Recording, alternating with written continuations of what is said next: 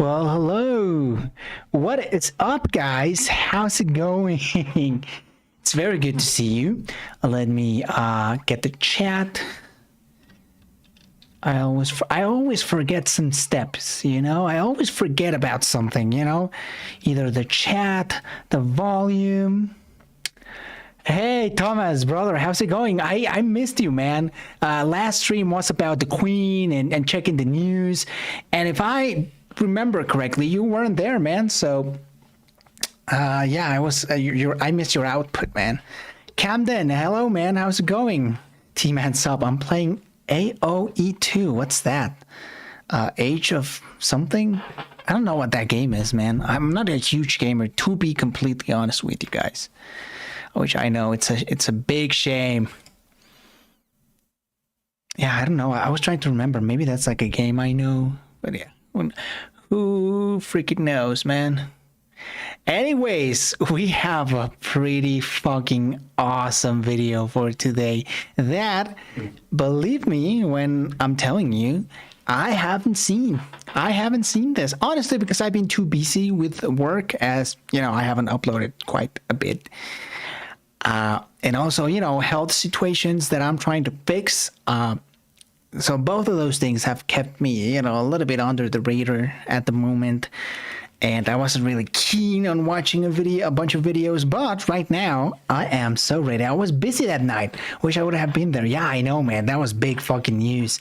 That was a big ass stream that I wanted to do. I was like, fuck it, man. This is some big ass news. But I guess the climate, how's the climate in the United Kingdom and at the moment, you know, with the new king, Charles III. Have you heard about China? I haven't, man.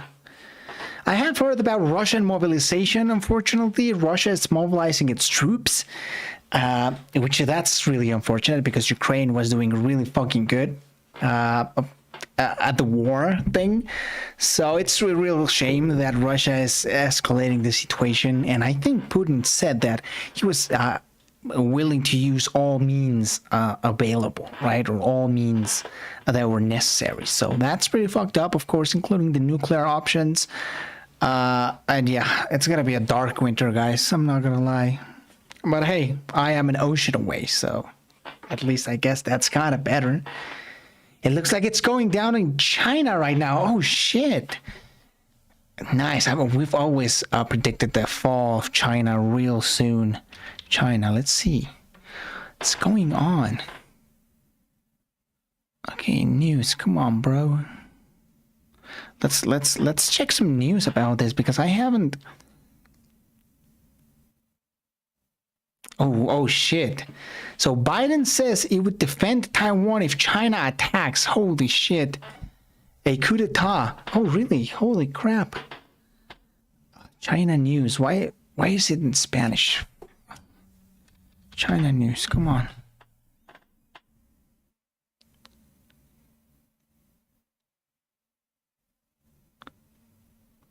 So I don't see a bunch of news at the moment, unfortunately.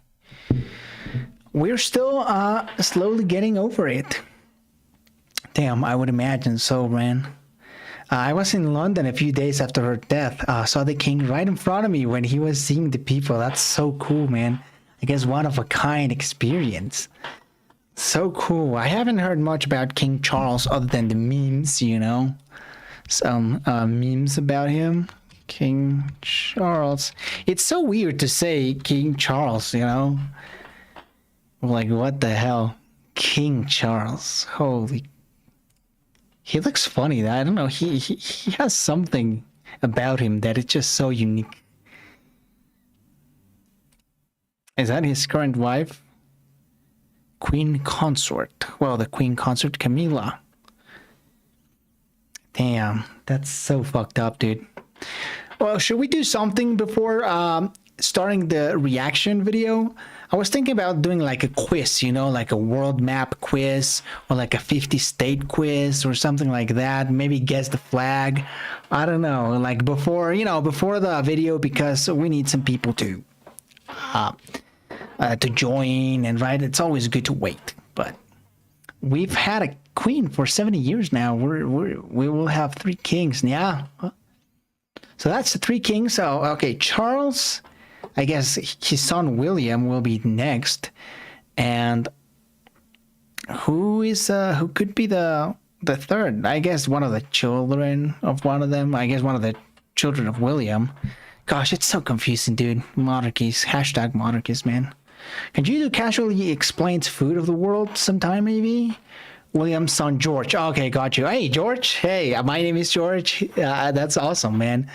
Yeah, let's do casually. Okay, yeah, you're right, man. Let's do it while we wait.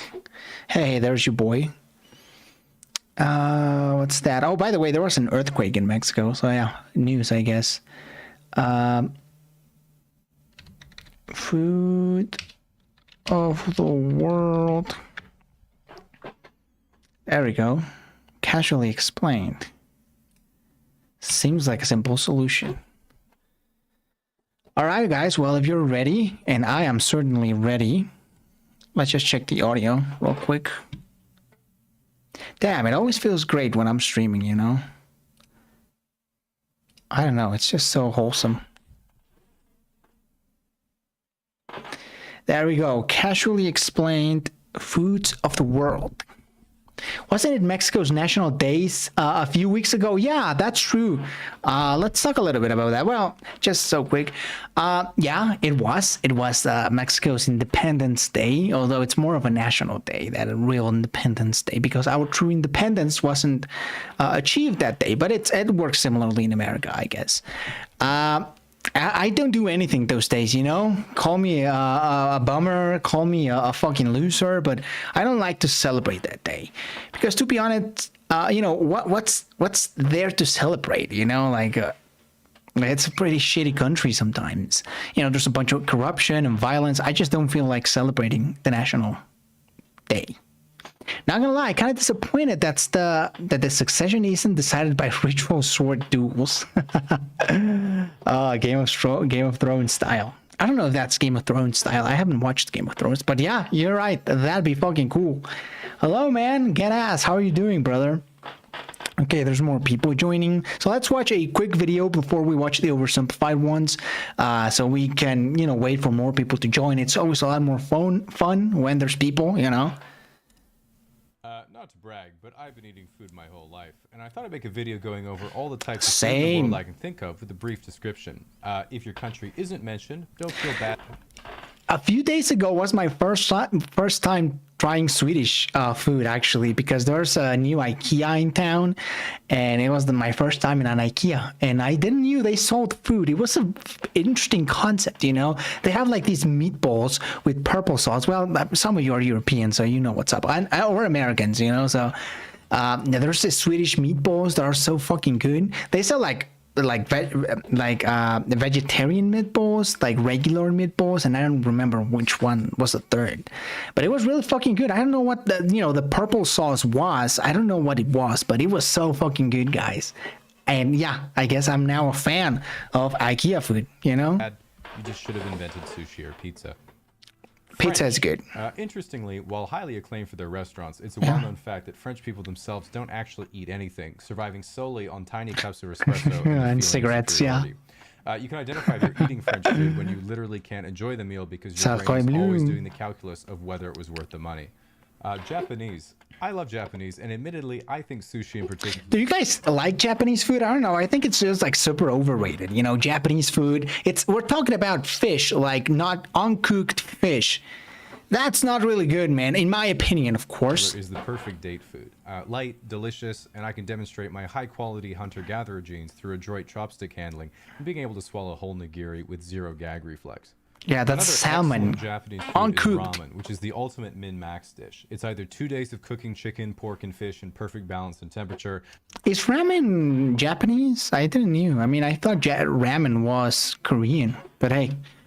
3 days making a cured egg. Japanese food is bomb. You tripping? Nah, bro. Come on, man. Ideal noodle texture. Or it's opening the package and eating the spicy brick. Mexican yes, food, sir. as it's known by us pigmentally challenged folk, is when you fry anything and serve it with chipotle mayo on a flour tortilla. Bro, no, come on. Salsa, which is the Mexican word for homemade ketchup. Italian. Yo, homemade ketchup. Come on, man. You can't be doing your boy like that. we have more stuff, you know, like. Okay, well, I mean, he's got a point. Italian foods. By the way, Italian food, definitely the best. Can we agree on that, Chad? Can we agree that Italian food is definitely the best food, or the best cuisine out there? And we're talking about pizza and pasta, all right? Spaghetti and all the other pasta types, all right? That's fucking good, you know? Like Italian food, yeah, exactly. Fucking pasta, awesome, dude. Pizza and gelato. Yeah, we hope exactly, that one day man. Science may discover more. Oh man, Spanish food is basically the circus. Mamma mia, that was good. Chorizo is a spicy hot dog. Churro is a deconstructed chocolate donut. Sangria is party wine. Paella is fried rice, jumbo shrimp edition, and gazpacho is what the try. I actually don't like Spanish food that much, you know. I mean, I like churros, of course, but paella, I don't like paella. It's just I think it tastes like absolute shit, you know. To be honest, British food, meat, fish, and gravy. LOL. I've never had fish and chips, you know. Hard kid in your home I really need to try it. When you ask for Mexican Come on. ketchup. Greek. When I think of Greek food, I think of gyros, small amounts of tasty things being baked in thin pastry and then cut into geometric shapes. Spanakopita, bugatsa, a bunch of things I can't pronounce, and baklava, which are tasty honey nut diamonds. And you might be thinking, excuse me, baklava is actually Turkish. But that doesn't fit the thin pastry narrative, so here we are. American food is often known in the United States as food, and it's characterized by extremely large portion sizes. Yo, American food is low-key underrated, you know? I mean, we have, you know, Thanksgiving turkey, that's fucking great. Barbecue and everything relating to barbecues. And of course, ribs, that's fucking amazing. And who doesn't like a good burger, man? I mean, come on. Do you like seafood? I'm not a seafood guy, but I do like seafood, you know, especially salmon. I think it's one of my favorite dishes out there, you know, salmon with some white wine. Ooh, man, I'm talking, that's some delicious shit right there. It's both in the food you're being served and in the guy barbecuing it. All American food is designed to be eaten with two hands. Oh yeah, they're delicious, man. I think American food is really underrated. Rack of ribs, crawfish broiled, BLT, turkey leg, man. po' boy, chicken wings, Philly cheesesteak, Chicago deep dish. If a nice black lady calls you sweetie and you're suddenly wearing Crocs and a bowling shirt, it's definitely American food. That's a good sign. You've heard of potatoes shit. and gravy. You've heard of cheesy potatoes, but here comes the remix. And that's what we've contributed in the last 150 years. You're welcome, ladies and gentlemen. British cuisine is there he goes. Food your 8-year-old nephew comes up with when he asks if he can cook you dinner. Black pudding, beans on toast, toast sandwich, toast. Beans on toast. Yo, is that like a real thing? Beans on toast. Come on, bro. That can't be a thing. I don't know. It doesn't look too good in my opinion. But hey, French food is the best. Nah, man, you're tripping by far. No, Italian food is the best. Sorry, brother. I have to say French food is you know, it's all right, right? But Italian food, that's where it is, man. That's where it is. The whole mushy peas, jelly deals, peanut butter and jelly sandwich, but he ran out of bread and used clotted cream instead of peanut butter. Luckily for my nephew, it's a member of the Commonwealth. You know I'd do anything for the Queen. We all had that as kids. It's what our grandparents made. Oh, shit. Lager beer, which they serve in great excess at Oktoberfest, a famous festival that Germany holds every... Mexican food is the best. Mexican food is good, all right? I'm not going to lie. Mexican food is pretty good. However, you know, I'm still more of an Italian food guy, you know? Other classic German foods involve taking delicious classics and making them a weird shape. Take, for example, Schnitzel. Wide chicken, beef Rollington, and, of course, twisty bagel. Oh, that's so good. Chinese food actually has no proper name in English and can only be communicated through the number next to it on the menu. Yep. Thankfully, Chinese food has thrived in Western countries, despite everyone thinking it was bad to eat MSG and raw pangolin for literally no reason. Indian cuisine is rich in heritage and incredibly diverse. love dumplings, man. Most Indian restaurants have such expansive pretty menus, good. it can take minutes to find and order the butter chicken. Another Indian staple is naan, or what Westerners call, puffy tortilla. Yeah, exactly. Yeah, oh shit, yes. That's what we do, man. There's not a lot of Indian places in Mexico. Mexicans, I don't know why, but because it's so similar, apparently. But when I'm we aren't like big on Indian food. But yeah, I've heard people calling that literally a fluffy tortilla, which is like what? Like, I mean, the Arabic food has something similar, I think. Middle Eastern. When There I we think go. of Middle Eastern food, I think Well, of Middle shawarma, Eastern. which I do often because there are literally no kebab places in my whole city. For those unfamiliar, kebab is Oh. the international cuisine of it's 3 a.m. and the clubs are closed. Well, I'm not sure how authentic it is when the guy puts French fries in it. You know I'm not complaining. Yo, really? They do French fries in kebabs? Again, not a lot of kebab places in Mexico. There's some, especially more like Lebanese styled kebabs or like food in general. But other than that, there's not really a lot of Middle Eastern cuisine. It's more like Lebanese cuisine, really. And you can see the Lebanese influence in Mexican style food. For example, I think you all saw this picture, right? Like this thing on the left.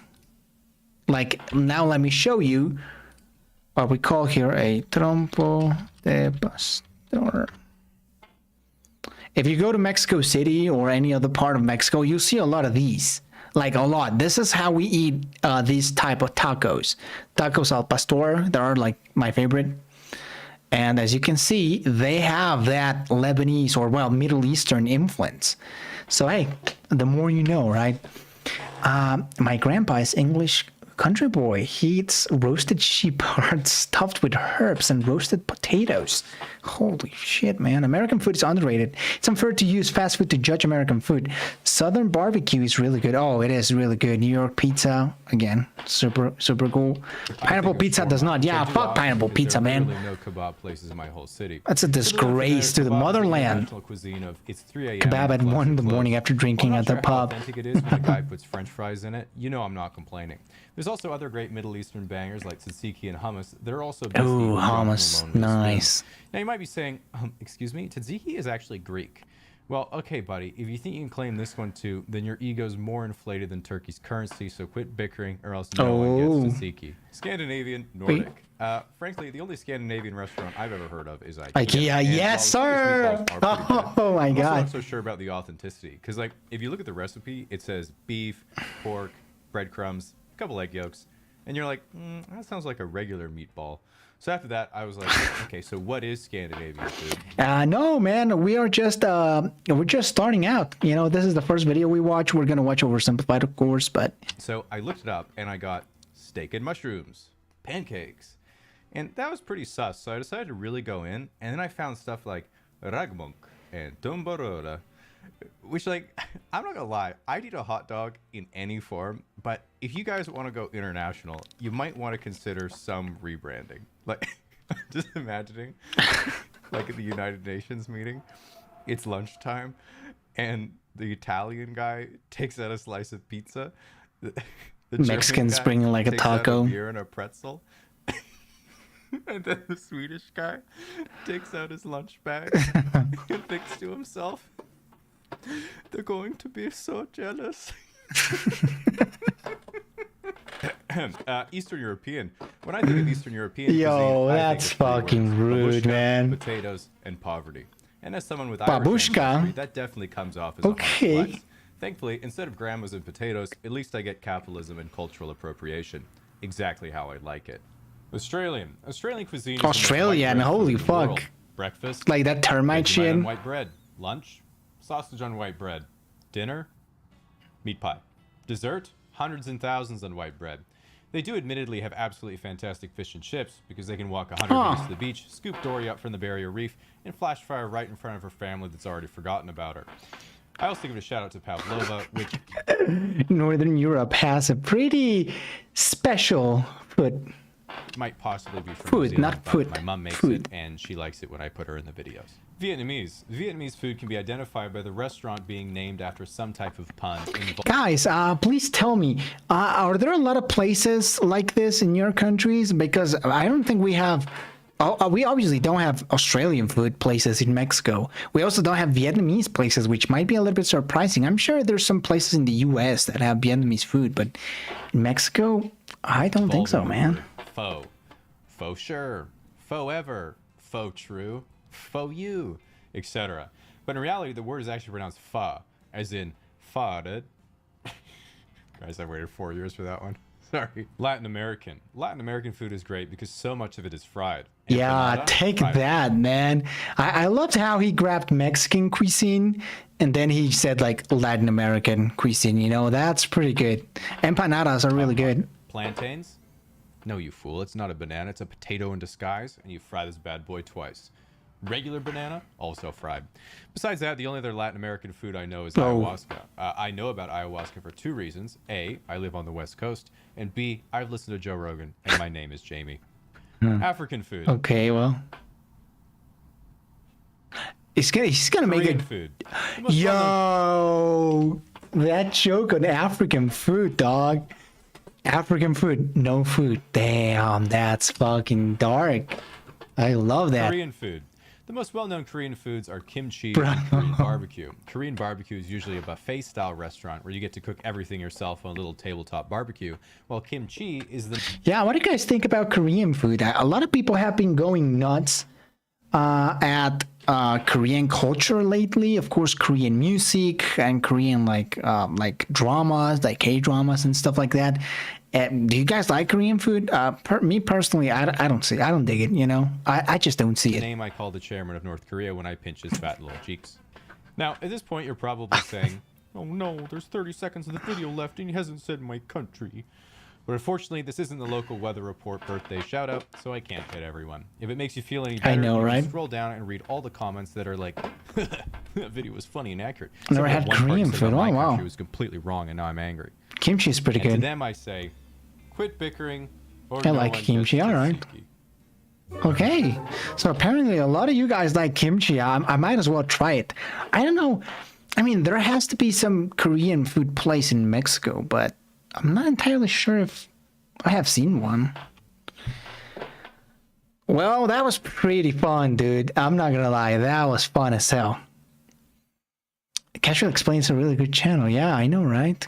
I mean, might as well subscribe now, like you guys have to do with my channel. I think most of you are subscribed now, but JJ McClaulo did a pretty good video about food imperialism. It's pretty good if you want to look at it. Yeah, we should try it at the end of the stream, man. I would really love to watch it. I should probably try more Thai food. I know Thai food. I'm surprised he didn't mention Thai food, or did he? He mentioned Vietnamese food, but not Thai food. Definitely a lot of the Asian cuisine is more of a mystery to me. You know, I don't have a lot of Thai food. I don't have a lot of Vietnamese, Indian. I don't have a lot of that, you know. What about you guys? I think Chinese is like fairly popular in America, in the US. Japanese, of course, is like extremely popular everywhere. Like everyone loves sushi, apparently. Hi guys, am I late? No, we are just beginning. So you are early, if anything. Thank you for being here. I have a Thai place close to me, so I've had Thai a lot. That's awesome, man. I mean, is it good? Is it spicy? A lot of people say that Asian, especially like South and Southeast Asian food is spicy. But I don't know, man. I'm a Mexican. I do have a lot of spicy food, you know? I have to be challenged by something.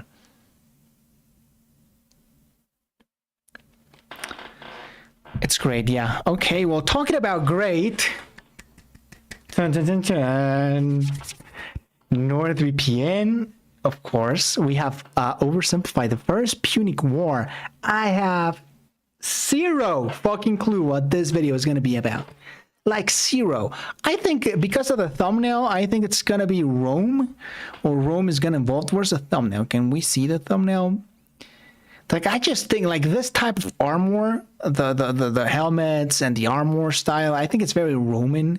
There we go. There's the thumbnail. I don't know if you can see it, but so I think it's gonna be Rome against someone. I don't know, maybe like one of the Greek city-states. I think that might be it, but I don't know. Regardless, it's time to watch this. Favorite cuisine is Sichuanese cuisine. Flavor is essentially chili oil, which also has a tongue-numbing effect, kind of like being shocked on the tongue. I mean, hey, that doesn't sound like my thing. You know, I don't like my tongue being in shock. But hey, you to you, brother. Some spicy, some is not. Okay, well. Okay, you guys are ready. I kind of am ready, you know? Let's do this. Oh, it's been a long time, isn't it? It's been like, what, 6 months, 8 months since he uploaded his last video. I think it was the pig war or something like that. So yeah, this has been quite a journey. It's been 8 months. Wow. Wow. This video was made possible by NordVPN. Click the link below and get an exclusive deal with a huge discount and a 30-day money-back guarantee. I'm nervous. Introducing our new, glorious, breathtaking bucket plushie. Limited quantity. Available now. Along with some Punic War character pins. Buy them. Is it gonna be like related to the War of the Bucket? That would be pretty cool. I dig that, man. Marry your mother. It's your choice. Do not marry my mother, please. Okay, it's Rome. Marcellus, you sure have a lot of dignitas. Kiss me. Okay. Hey, Dad. Hi, son. Just reading the newspaper. What can I do for you? Well, you know how you always say Rome is the greatest civilization in the world? It bloody well is. Oh, nothing to do with the War of the Bucket. What makes us so great? Hey, yo, what's up, dude? Hey, man. Wow. How's it going? My son. Boy, let me take you on a journey to this side of the room. The story of Rome begins with these beautiful baby boys going to town on some she-wolf mommy milkers. I do remember learning about that in school. Sorry, son. You're not gross. I love you. Good, how about you? I'm great, man. And when they grew up, in 753 BC, they founded Rome. But there was just one problem. They couldn't agree on which of them should be the king. But they worked it out peacefully, right? Nah. Oh, heavens no. Romulus caved Remus's skull in with a shovel. Here's a picture. Our first king committed fratricide? I know. Look at his face. When's the part where we become the greatest civilization, Dad? He's surprised, to say the least. At first, Rome was full of men. I'm talking like a real sausage party. You know what I mean? Yes, sir. So we invited some neighboring cities over for a big feast. And then we literally kidnapped all of their women. Here's a picture. Look at that one. She's like... Wow. This is messed up. You're messed up. Ugh. Sorry. I'll So they be a better actually father. kidnapped I promise. So all of their women. finally, Okay. After centuries of monarchy, those tyrannical kings started getting a little The Roman too big Republic? For their britches. So we overthrew the kings and established Rome as a republic. Is that when all the killing stopped? Oh, heavens, no. That's when the killing surged, baby. We went wild and conquered the Latin League, the Samnites, the Etruscans. Woo! What a rush. Dad, Rome seems pretty barbaric. You're barbaric! Oh, I forgot to tell you about the time a prophet told Saturn his son would one day overthrow him. So Saturn literally ate his own son. Oh, I've seen this one, of seconds after he course. was born. It's I don't wanna see brutal. a picture. Here's a picture. Dad, look Yeah. at that. That's That messed up, shit is man. messed Are we really up. this I know, uncivilized? dude. Hey! If we were so uncivilized, would we use communal toilets where we all fart and poo together in one big stinky, steamy, dirty toilet room? Yeah, Dad. We would! Clean your butt with a sponge, Timulus. Oh, But all these guys come on. just used it. What's wrong with your son, bro? I don't want to be Roman. This is so weird. You're weird. Sorry, you're not weird. Is I'm this sure you're Roman probably cuisine? fine.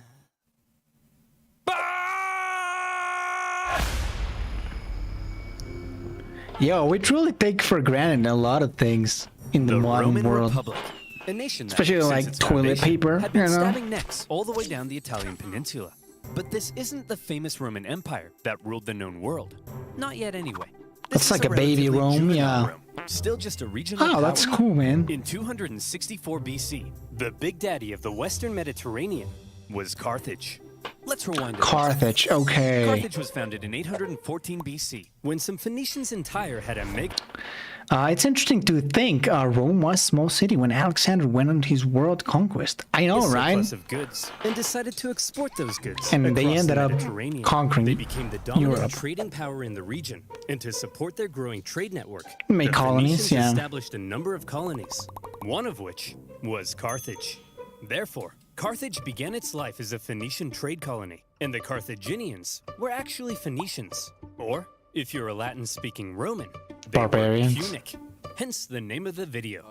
Over the centuries, Carthage gradually expanded Punic. and became the region's base of power. What does that Just like mean, Rome. man? Punic. Okay, let's just look for the definition, all right? We gotta know what we're talking about here. Punic definition. There we go. Oh, relating to Carthage. Okay, well, I thought it was gonna be more interesting, you know? Oh, Chopper is live. Hello, man. How's it going? Oh, where's that? Okay, there we go. Carthage was a semi-democratic republic with its own senate and judiciary. But there Okay, were also some gotcha. pretty hefty differences between the two. While Rome was big into farming and stabbing people in the neck, the Carthage was Carthaginians, on the other trading. hand, just like their Phoenician forefathers, had built their power through trade and navigating the waves. And they were quite They went wealthy, here right? And there, selling ivory tusks, gold, and slaves. And as a result, they were... Yeah, I mean, you can see at the time how the coast of North Africa would be a very profitable location. I mean, I don't know if Carthage particularly traded with Arabs or sub-Saharan Africans, but there was a lot of materials to be traded with, especially to Europe, which is, again, you know, sort of the, I think probably at the time, the wealth center of the world, maybe with or alongside China, but of course, that has always been pretty profitable, like the Italian states that would eventually do that later. Whenever they weren't busy swimming around in their copious hoards of money, in their spare time, they also possibly enjoyed sacrificing their children to Baal, the god of... Let me just check my notes. Baal yes, Hamon? plant fertility. Oh boy, these figs aren't looking too hot. Maybe if I throw my son into a burning pit of fire, they'll grow. Have you That tried has to watering them, Dad? suck ass, bro. No, we'll try that second. As a Equal result of all their opportunity trading, slavery, Carthage had yeah, emerged as down. one of the Mediterranean superpowers. But wait, they said. Rome? What the heck is that? Well, I know it's a pretty obscure little country that you've probably never heard of. But this spunky young nation was about to upset the entire region's balance of power. Initially, Oh, the China two was tearing sides itself enjoyed apart at the relatively time. friendly Okay, relations, gotcha. And it even signed a couple treaties. Damn, that But kinda it was sucks. a relationship that was practically destined to turn sour.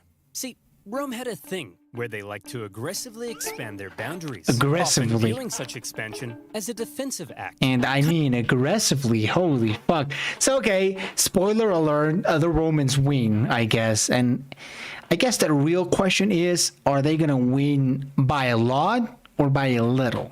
And I hope it's like a close battle, but I don't know, man. The Romans were pretty good. Kind of like when you I know. kill your neighbor. The because you knew unification eventually they would have were tried to wild. kill you first. Meanwhile, Carthage was extremely protective of its wealthy trade network.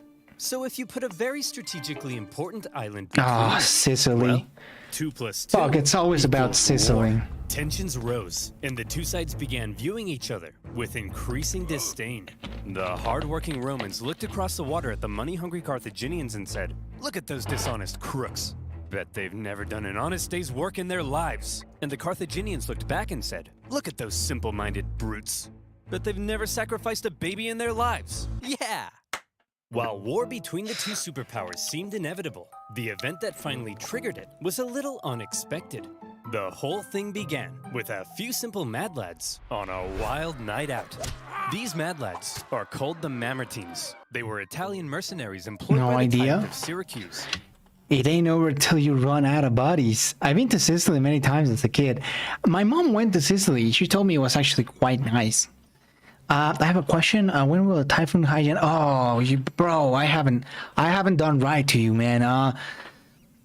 I still have to check. I'm like 100% confident it's in one of my older streams. I really have to check. But if it's not, my next stream will be about that. I promise 100%. It's just I've been so busy, man. But when he died, his successor said, "Sorry, fellas, we don't need any big burly men with sharp sticks anymore. Ooh. You can all go home." Yeah, that's not how it Mamertines, went, as right? turned out, didn't want to go home. So Yeah. instead, they went to the nearby town of Messana and said, "Hey man, we are but poor little buff boys without a home. May we come in?" Aw, poor fellas. Sure thing. Just so long as you promise not to massacre all of us. Of We course. The Mamertines then massacred all of them. Well, not all of them, just the men. Just the men, And they yeah, stole I know, their right? homes and families. Ha! This is my house now. This is my best dad ever mug now. And you... How would that work? Like I don't know, bro. Like you're a wife, right? You have a kid, you have your husband, then your husband gets killed. You don't have to marry the new guy, you know? You don't have to stay with him. Again, how would that work? I don't guys know. are my new family. Son, wanna go Oh, play he's catch playing with your Among old Us. papa? You're Bruh. not my real dad. Ugh, teenagers. Am I right, dear? You're Among not Us my is real such husband. a Ugh, 2021 I'm so thing. trapped in this marriage. Then get out. No, No. Messana was now controlled by the Mamertines, and they began raiding up and down the Syracuse coastline. When the new ruler of Syracuse saw this, he wasn't happy. The Syracusans began fighting back, and in response, the Mamertines said, "Oh crap, they're fighting back. What do we do? Quick!" I mean, the fact that you're a good mercenary doesn't make you a good soldier. That's a big difference. So of course that might have been a mistake, but I wonder what's gonna happen next. Hey dude, hope you've been good. Hello brother, thanks. Everything is pretty chill right now. We'll convince the Carthaginians to come and save us. Oh no! We're in trouble. And we need a big, strong empire to come and rub our bellies. Why are you saying it like that? If I was a big, strong empire, I think I'd like to be seduced. See?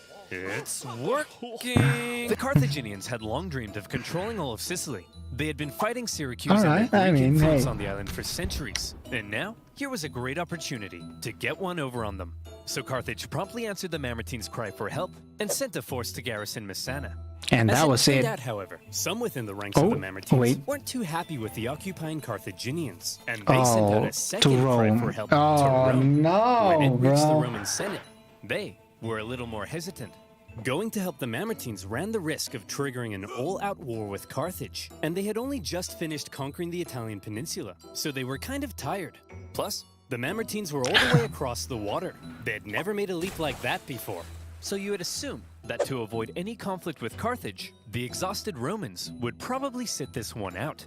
But you would assume... By the way... Oh shit, it's raining. Oh, damn. Well, anyways, so this is the first Punic War. I'm guessing there were more, but how many more? Like 2, 3, 4, 10? Assume wrong. Rome just couldn't resist a good chance for war. Why? Because it's Rome, brother. You gotta understand about Rome. See, they were fucking savages, they were dude. Preventing any one man from ever gaining too much power. And so rather than having one leader, Rome had two, called consuls, who shared power. These consuls could also only serve for 1 year at a time before new consuls were elected. These measures to limit the powers of the consuls were noble, but had an interesting side effect. The consuls knew they had just 1 year to try and gain election as much campaign, glory and prestige as possible, something that was very important. There were two, but last one was more of a massacre. Holy crap. Military victory, of course. The Roman political system basically ended up encouraging these consuls to go out and be as aggressive and conquer, as your Italian grandmother when you don't eat all the spaghetti. And so the Oh, glory-seeking mamma consuls mia, convinced that the people shit's to vote in favor rough. of going to Messana. And in they went. Upon the arrival of the Romans, the Carthaginians in the city, amongst the confusion, Get out of here, were bucko. forced to leave. Now, in contrast to Roman aggression, the Carthaginian military had a slightly different philosophy. Why did they leave? All right, kids, listen up. If you want to grow up to be Carthaginian military leaders, there's a few things you have to understand. If you fail to succeed on the battlefield, that's a crucifixion. Showing cowardice, that's a crucifixion. Hello, sir. What are you doing here? Aren't you meant to be in Messana? Yeah, but the Romans showed up. So you just left? Sure did. Oh, you better believe that's a crucifixion. The Roman consuls were awarded victory and therefore tended to be aggressive go-getters. By contrast, the Carthaginian generals were brutally punished for failure, and so they tended to be more cautious and restrained. This dynamic is... Oh, Jesus Christ. Oh. So, of course, Rome was gonna win with that system. Like, imagine being crucified. That shit must suck, at least a little bit. Of course, when you have positive reinforcement about something, you're gonna be better than if you are punished in the most horrible way imaginable.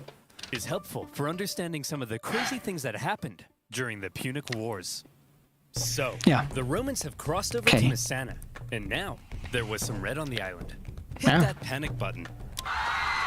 This turn of events was unacceptable to both Carthage and Syracuse, so the traditional enemies teamed up to kick the Romans off their island. They surrounded the city and said, "Hey, You jerks! This isn't your island. Come out of there at once. Okay, we're coming. See, Phil, you just gotta speak with authority. Are they gonna That's what come, being or an alpha male's all about. lots of Amen. whipping and leg breaking? Oh, Oh, you brought your weapons and armor? No, I didn't mean. Oh, crap. Out the Roman legions came to engage. They're gonna the kick ass, Carthaginians right? In battle, and they sent them packing. With the Battle of Messana, whether intended or not, by going to help the Mamertines, the two sides had just slipped into an war. all-out Oh my god, shit. With the The initial hype Roman on this victory, thing. Towns across Sicily, including Syracuse, began switching allegiance. No. Because being a winner is more Rats. fun. But the Carthaginians weren't about to just give up that easily. In 262 BC, they began building up their forces at Agrigentum. So the Okay. Romans, being aggressive go-getters, aggressively go-got them. The Romans immediately laid siege, hoping to starve out the Carthaginian garrison. However, because this was the first time Rome had been fighting outside the Italian peninsula, across the water, they struggled to supply their forces, and before long, the Romans were as starving as the Carthaginians they were besieging. They had to forage Okay. for food, leaving them open to ambush. And when Carthaginian reinforcements arrived, creating a double siege, things got really bad. Everybody starved each other for months until nobody could It's a take it double anymore, siege. and they all finally came out for battle, which Rome An won. elephant. Here's the report from the recent siege at Agrigentum, sir. We killed 30,000 while only suffering 7,000 losses? Impressive. That's amazing. We're the best. Yes, sir. Whoops, those are the wrong way around. Oh, We wow. lost 30,000? Yeah, I mean, I guess you won, but at what cost? A massive cost of almost, I mean, no, more than triple, what, almost quadruple the casualties. Holy shit, that's insane. That shit is mad. Crucifixion is where we get the word excruciating comes from, so yeah, it hurts. What's the story that General sacrificed himself to the gods for his army to gain victory? He charged into the enemy lines and was killed in battle. Oh, that's nothing. Oh.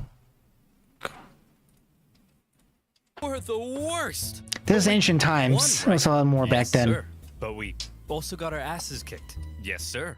So are we the best or the worst? Probably both. Yes, sir. Huh. The Romans won at Agrigentum. Controversial because they were victory, yeah. aggressive go-getters, and they now began eyeing up the possibility of conquering the The entire whole island. island, But they yeah. also suffered very heavy losses, and it was clear they couldn't sustain a campaign if they couldn't supply their troops. Here's the issue. Sicily W was plus island. ratio. Islands are surrounded by I think water. that's a W. A strong navy would be vital for supplying troops Hmm. and winning the war. Here was Carthage's Of course, yeah. That was their strength, right? Because they were, all about trading. And when you have a lot of trade, you got to protect that trade. So yeah, I guess they had a really powerful and modern navy. and here was Rome's. Okay, think okay, you can see gotcha. the problem. Yeah, I do. Historians debate just how much naval experience Rome had at this point. Presumably, they must have had something to defend their shoreline.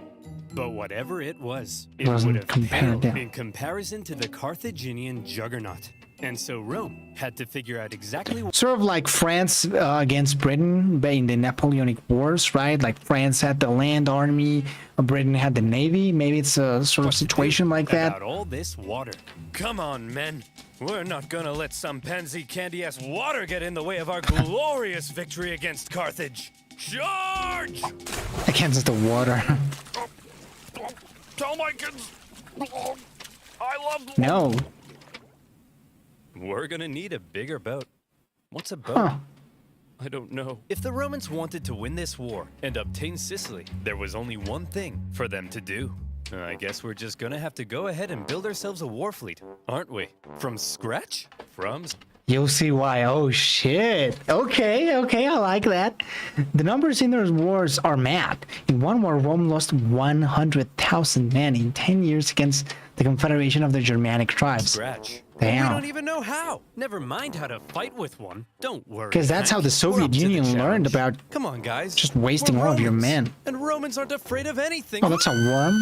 And Huh. so, the Romans worked long and hard trying to figure out how on earth you actually build the latest style of warship. In the end, they had a bit of luck on their side. A Carthaginian quinquereme ended up accidentally grounding on Italian soil. They copied the Romans found design. it, then copied the design. Damn, bro, While the talk new about fleet was being copyright. built, Holy the shit. Romans trained Oh. rowers on land. And would you believe it? The Romans put together a full fighting fleet of Come on, man. 120 warships. They cannot be this good. All right, they cannot be that good. Come on, tell me they are gonna fail. They are gonna crush. Oh my God, is Carthage gonna get humiliated by the? Let's just watch this, man. Oh man, Just 2 I have a months. bad feeling for staggering Carthage. feat. Now, I know what 2 you're thinking, months. Wow, but that's impressive though. If the Romans can build a war fleet from scratch in 2 You- months, then why does it take you half a year to make a video? Good question my though. valued subscriber, I think you should shut up. What the heck? How on earth did the Romans learn how to build a war fleet? This shouldn't be happening. From what I hear, they copied the design from us, sir. Well, how on earth did they get the... The Romans were not ashamed to copy their enemy's technology and improve it. Improve it. Nothing compares to the Roman war machine. Okay, okay. You know, I think I'm getting an idea about what's gonna I don't happen. know, sir. Are they But gonna I'll tell somehow you what, improve the if you're ships? worried There's about no people way, stealing bro. your data, no. And you want to protect yourself from outside threats. Don't you No. dare. Then you, my friend. If you mention NordVPN, I'll scream. Need Should use NordVPN. Do you like corporations knowing everything about you and then selling your data? Let's watch this, all right? Let's pay some respect to the original creator. Over and over until you die. And that's why Let's lower the volume a little bit, but it's like an ad, right? Oh man, Carthage is. I mean, we know they are gonna lose, but they are gonna get wrecked, son. I actually have one of those things. You know, that's pretty good. It does help. not available in your country.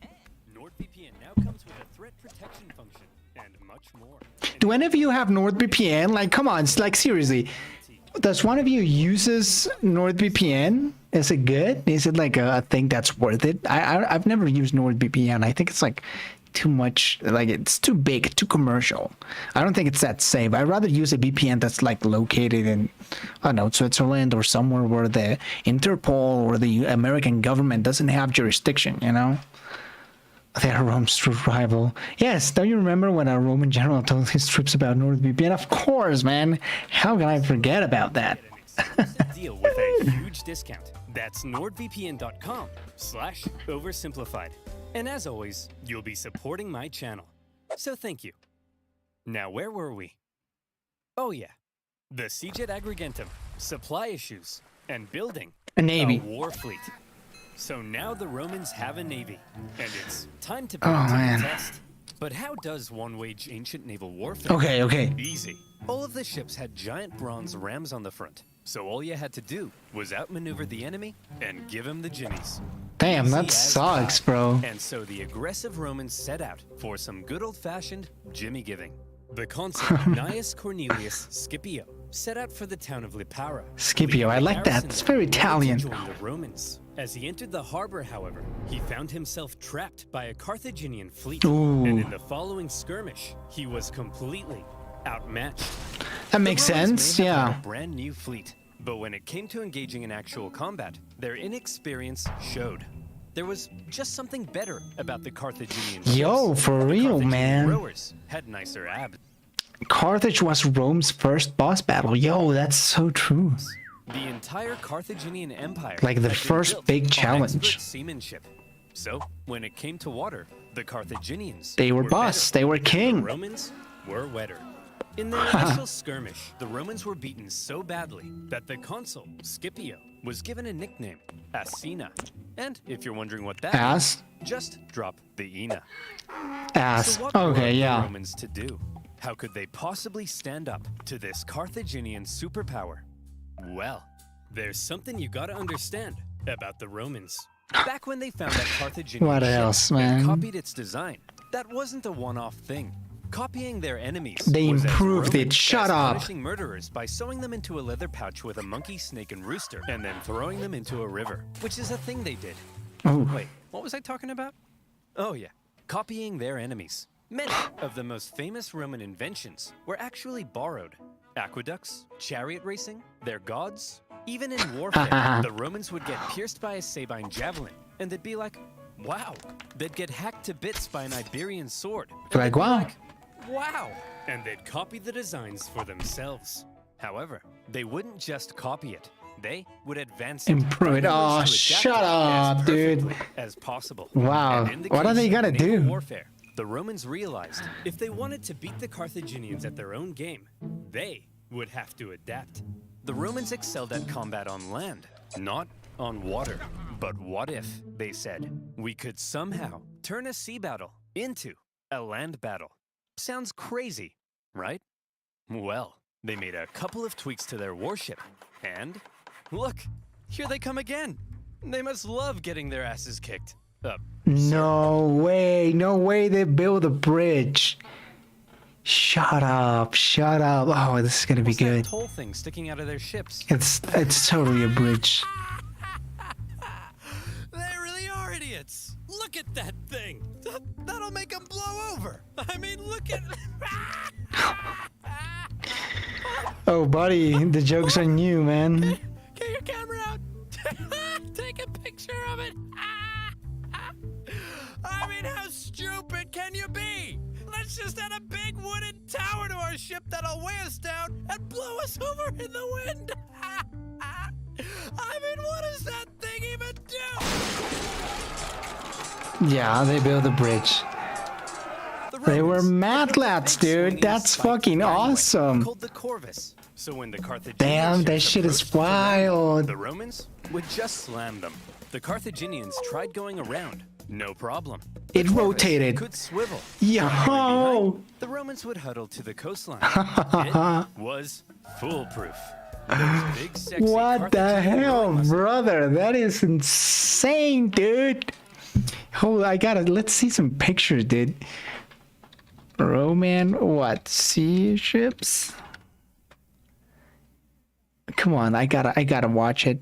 There we go. It's actually true, man. It's actually pretty accurate. I guess this is the picture he used to do the animation. But wow. That's actually pretty genius, though. The Romans were built different, man. They were built different, 100%. That's insane. And this is even this is part 1. We haven't even gotten to part 2, dude. They aren't gonna get so wrecked. Oh, I have no hope for Carthage. None at all. They were cracked engineers and soldiers and leaders and like pretty much almost everything. Carthaginians getting cut to Flex all bits. they want, but they were no match for the Roman Brain. So ladies, you see, what really matters is what's on the inside.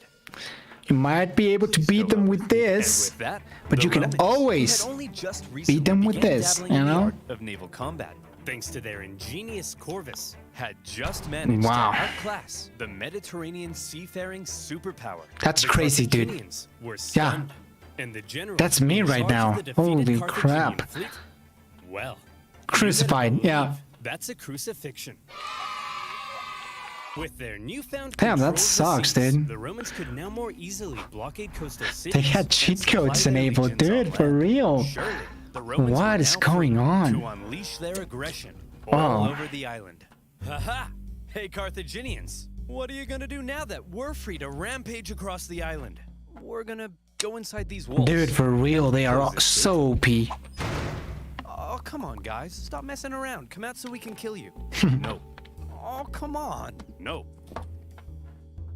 Oh, no. To counter the new Roman supremacy, the Carthaginians decided to engage in a defensive war of attrition, forcing the Romans to engage in siege. I mean, what After else are they siege, supposed to The do? war in Sicily became a long, hard, back and forth Trench slug. warfare. One by one, cities slowly fell as the Romans gained ground. Occasionally, the Carthaginians countered and even pushed them back, only for the Romans to rebound again.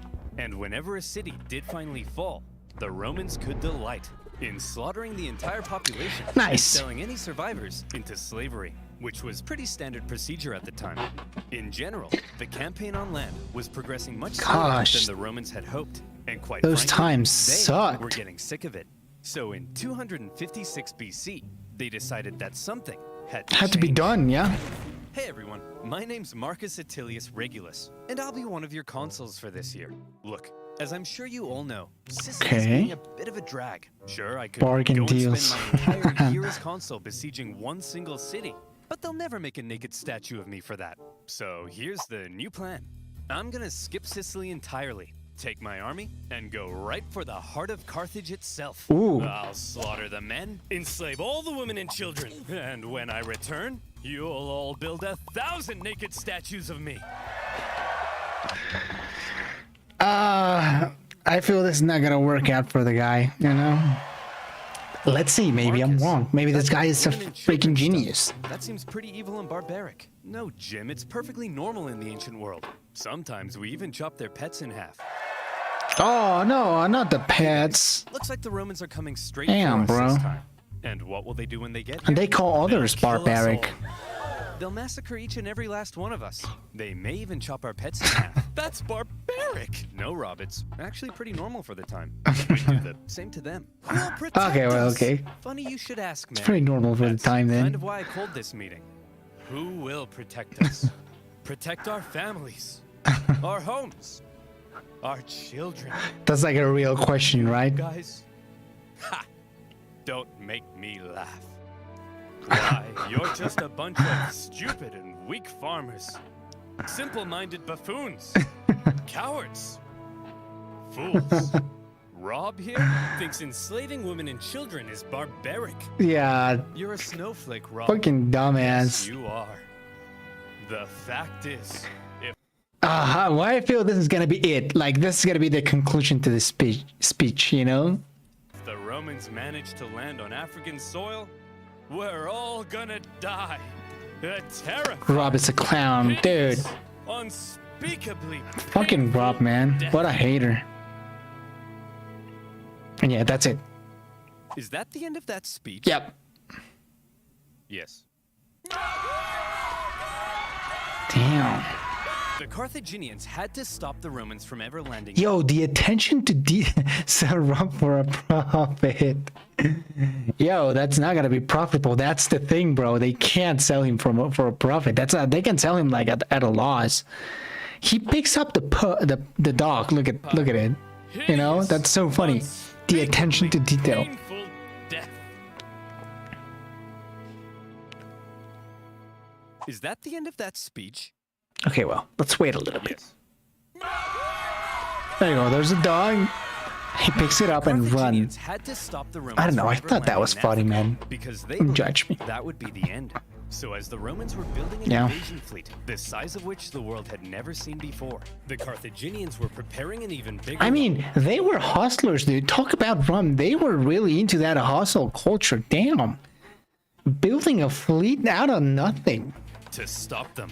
And in 200, Oh, man, this is gonna be a mess. As the Roman invasion fleet And made it's gonna its way be south, awesome. The stage was set for a humongous Oh, battle that saw 680 shit. warships, Come around on, bro. 300,000 men Wow. fighting to decide the Yo. course of the war. To this day, the battle of Cape That's big. I mean, even for today's standards, that's pretty fucking huge, man. 300,000 men battling on the ocean. Jesus fucking Christ. 150,000 out of 6 million. That's 2.5% of the population fighting. You're right. It's like the US had 10 million people on that battle. Imagine how crazy everyone was working to build those ships. I know.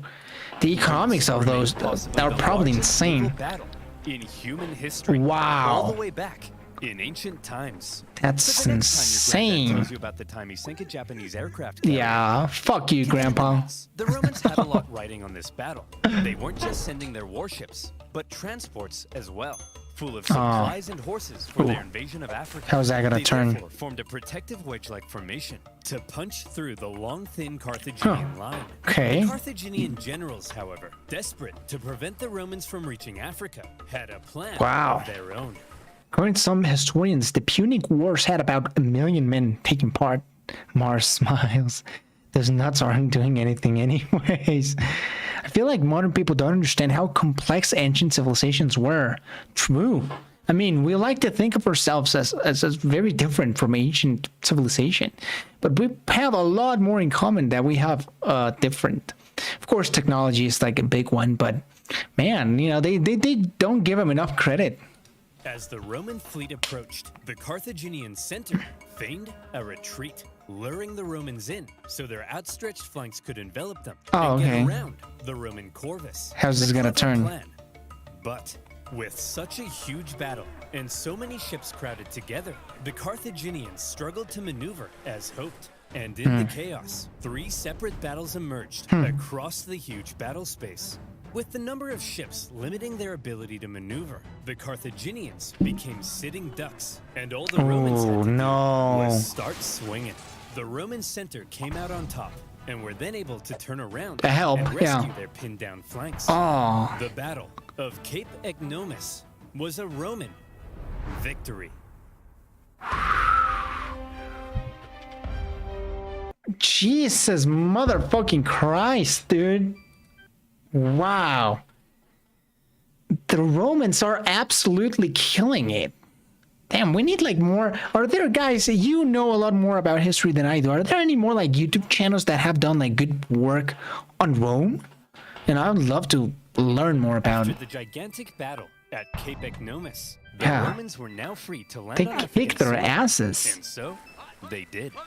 The Carthaginians chose to focus on defending the city. Only a few areas around the world had the manpower for such battles. Yeah, especially at the time. To raid and plunder the countryside. Wow, they're already in Africa. Jesus. And a ton of booty. But then some orders arrived from the Senate. Send home the booty. Oh, but I want to stay. Oh, Steve, not you. They mean the treasure. Well, we are not watching any more of this filth. So the other consul left with the booty, leaving Regulus and his forces. I do gotta wonder, do they use oversimplified footage in school? Maybe. It's a possibility. Towards Carthage. Along the way, according to the ancient writer Livy, they encountered a literal dragon. Now, Livy was a Roman historian, so his account was slightly exaggerated. But this, just a little bit, I believe. As the Romans continued to plunder, the Carthaginian people flooded into the city. Now, not only was it in a major panic, but it was so crowded, the people began... Imagine the mess. Let's take a time to just imagine how messy this would have been. I mean, literally like a natural disaster. So chaotic. People going nuts over the eventual catastrophe. Unbiased History of Rome is a great historical parody of Roman history that tells the history of Rome like how a Roman would. Nice, that sounds fun. Completely unbiased though. Probably teachers tend to make their own assignments a lot of the time. Oh yeah, I mean, totally.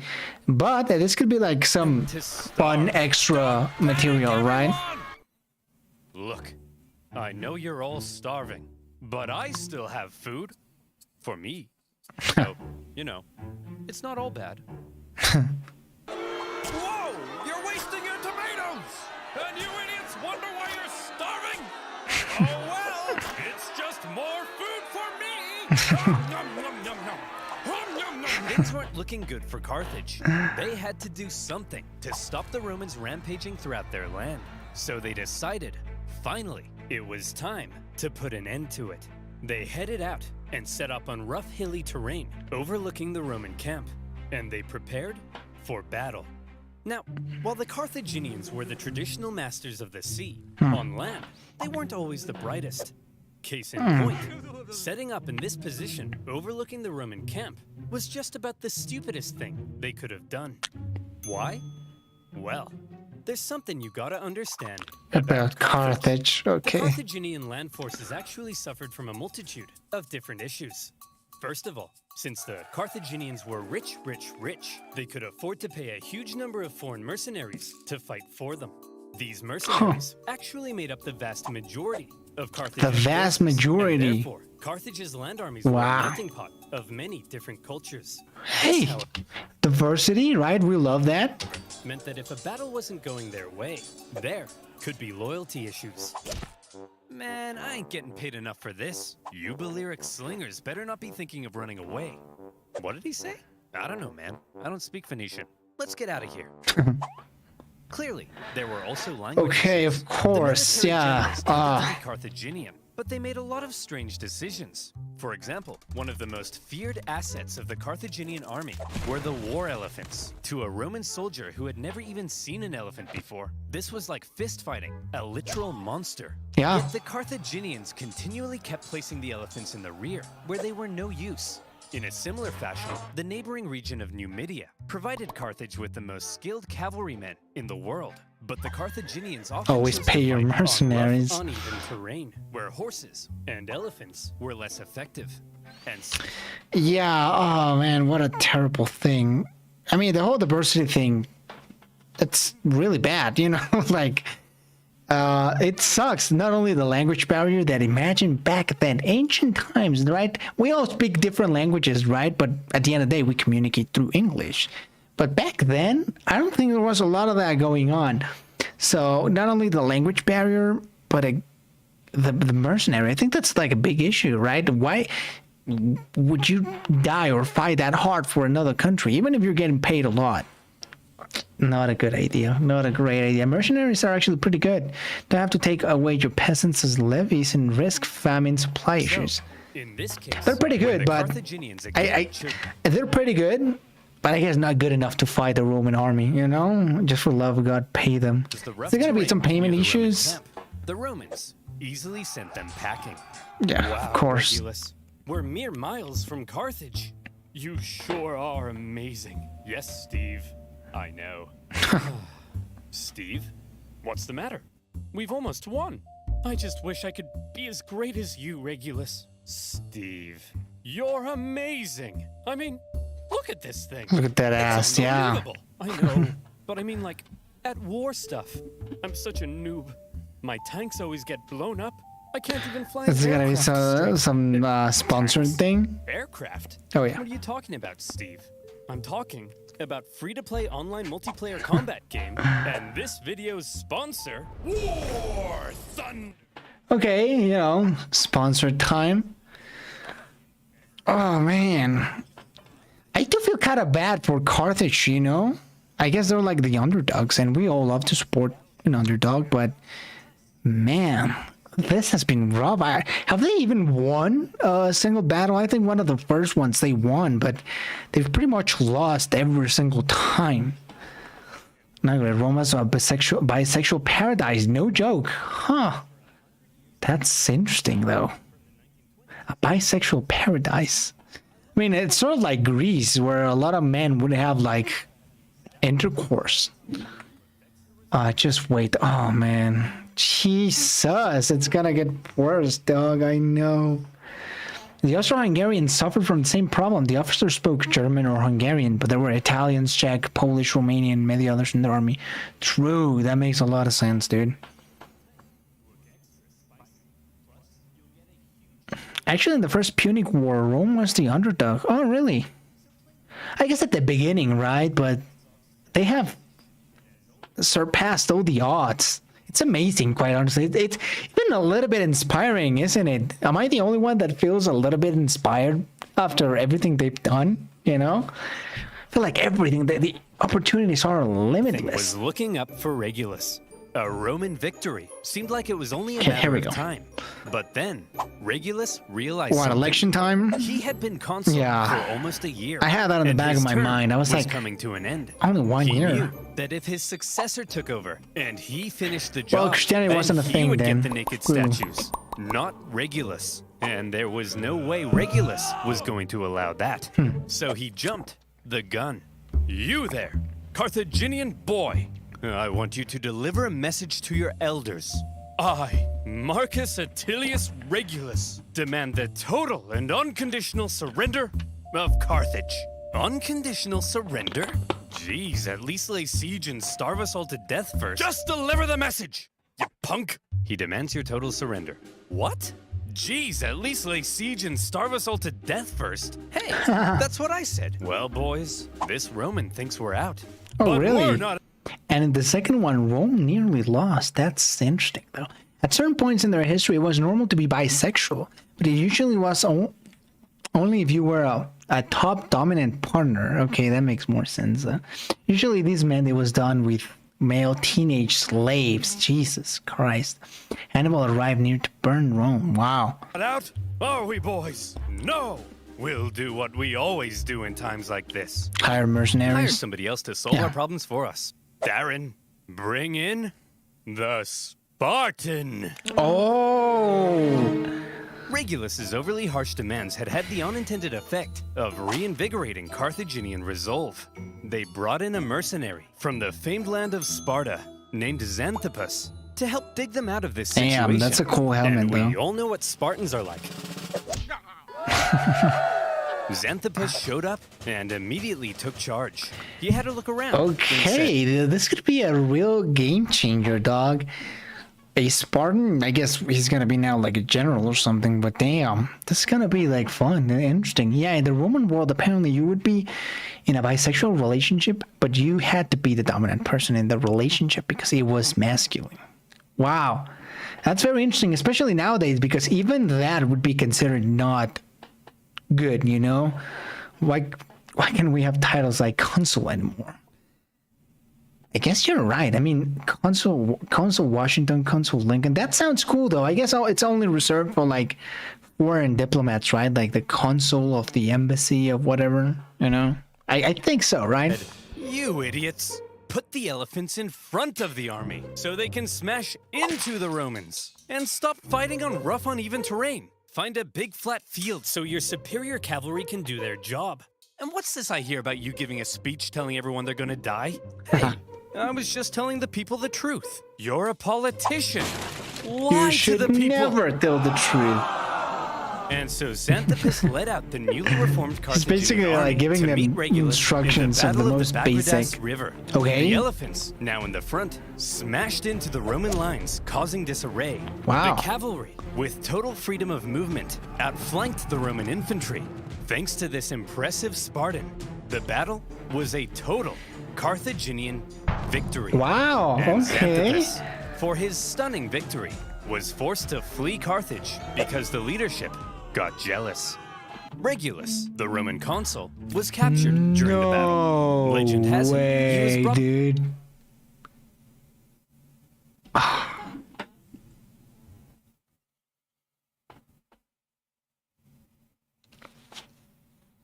They fired the guy because they got jealous. Holy. Wow. How things would have been different nowadays, you know? That would be pretty crazy to think.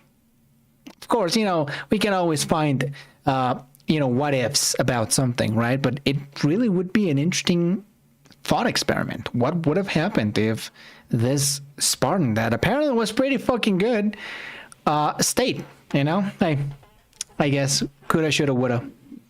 It was a dumb thing. It's a very serious thing. Rome used to propaganda to boost the morale. Carthage at the beginning didn't.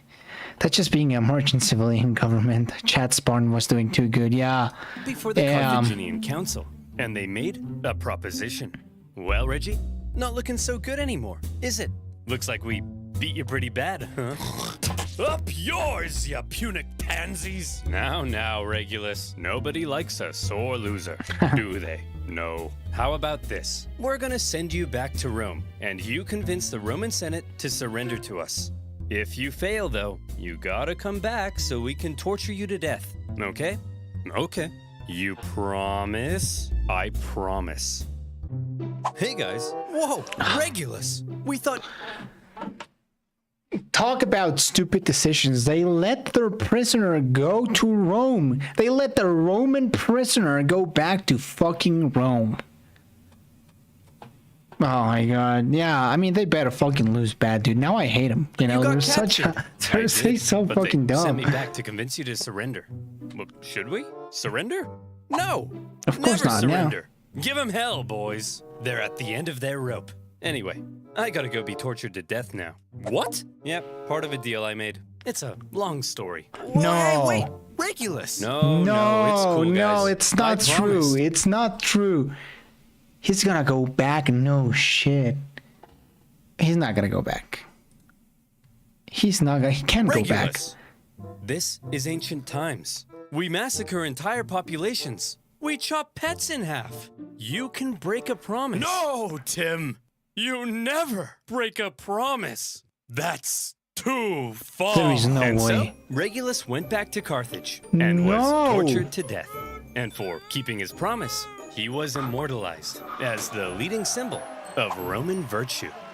Meanwhile, after their defeat in Africa, What the fuck? What the actual fuck, dude? He actually, I mean, he kept his promise. He did. You know, there's not a lot of men like that nowadays. But was it worth it, though? Probably not. I mean, it definitely not. Being tortured to death, of course, is not like a nice way to go. No, I missed it. Yeah, well, we'll still have a good chunk of video, man. Oats were taken seriously back then. I mean, like, very seriously. the Holy remaining fuck. Roman survivors, Wow. still in Africa, were still in Africa, and they needed to be rescued. So the Romans sent their fleet to pick him up and bring him home. Okay, this is gonna They be interesting. successfully fended off a Carthaginian fleet, grabbed the survivors, and made their way to Sicily. A great success. But then, things took a turn for the worse. Oh, the weather. Sir, that cloud looks kind of angry. Fear not, coward. If we Romans can build a war fleet from scratch and defeat the Carthaginian Empire at their own game, why, then even Mother Nature herself will crumble before us. I laugh in the face of Mother Nature. Ha ha! See? Come on, guys. Laugh at Mother Nature with me. Ha ha!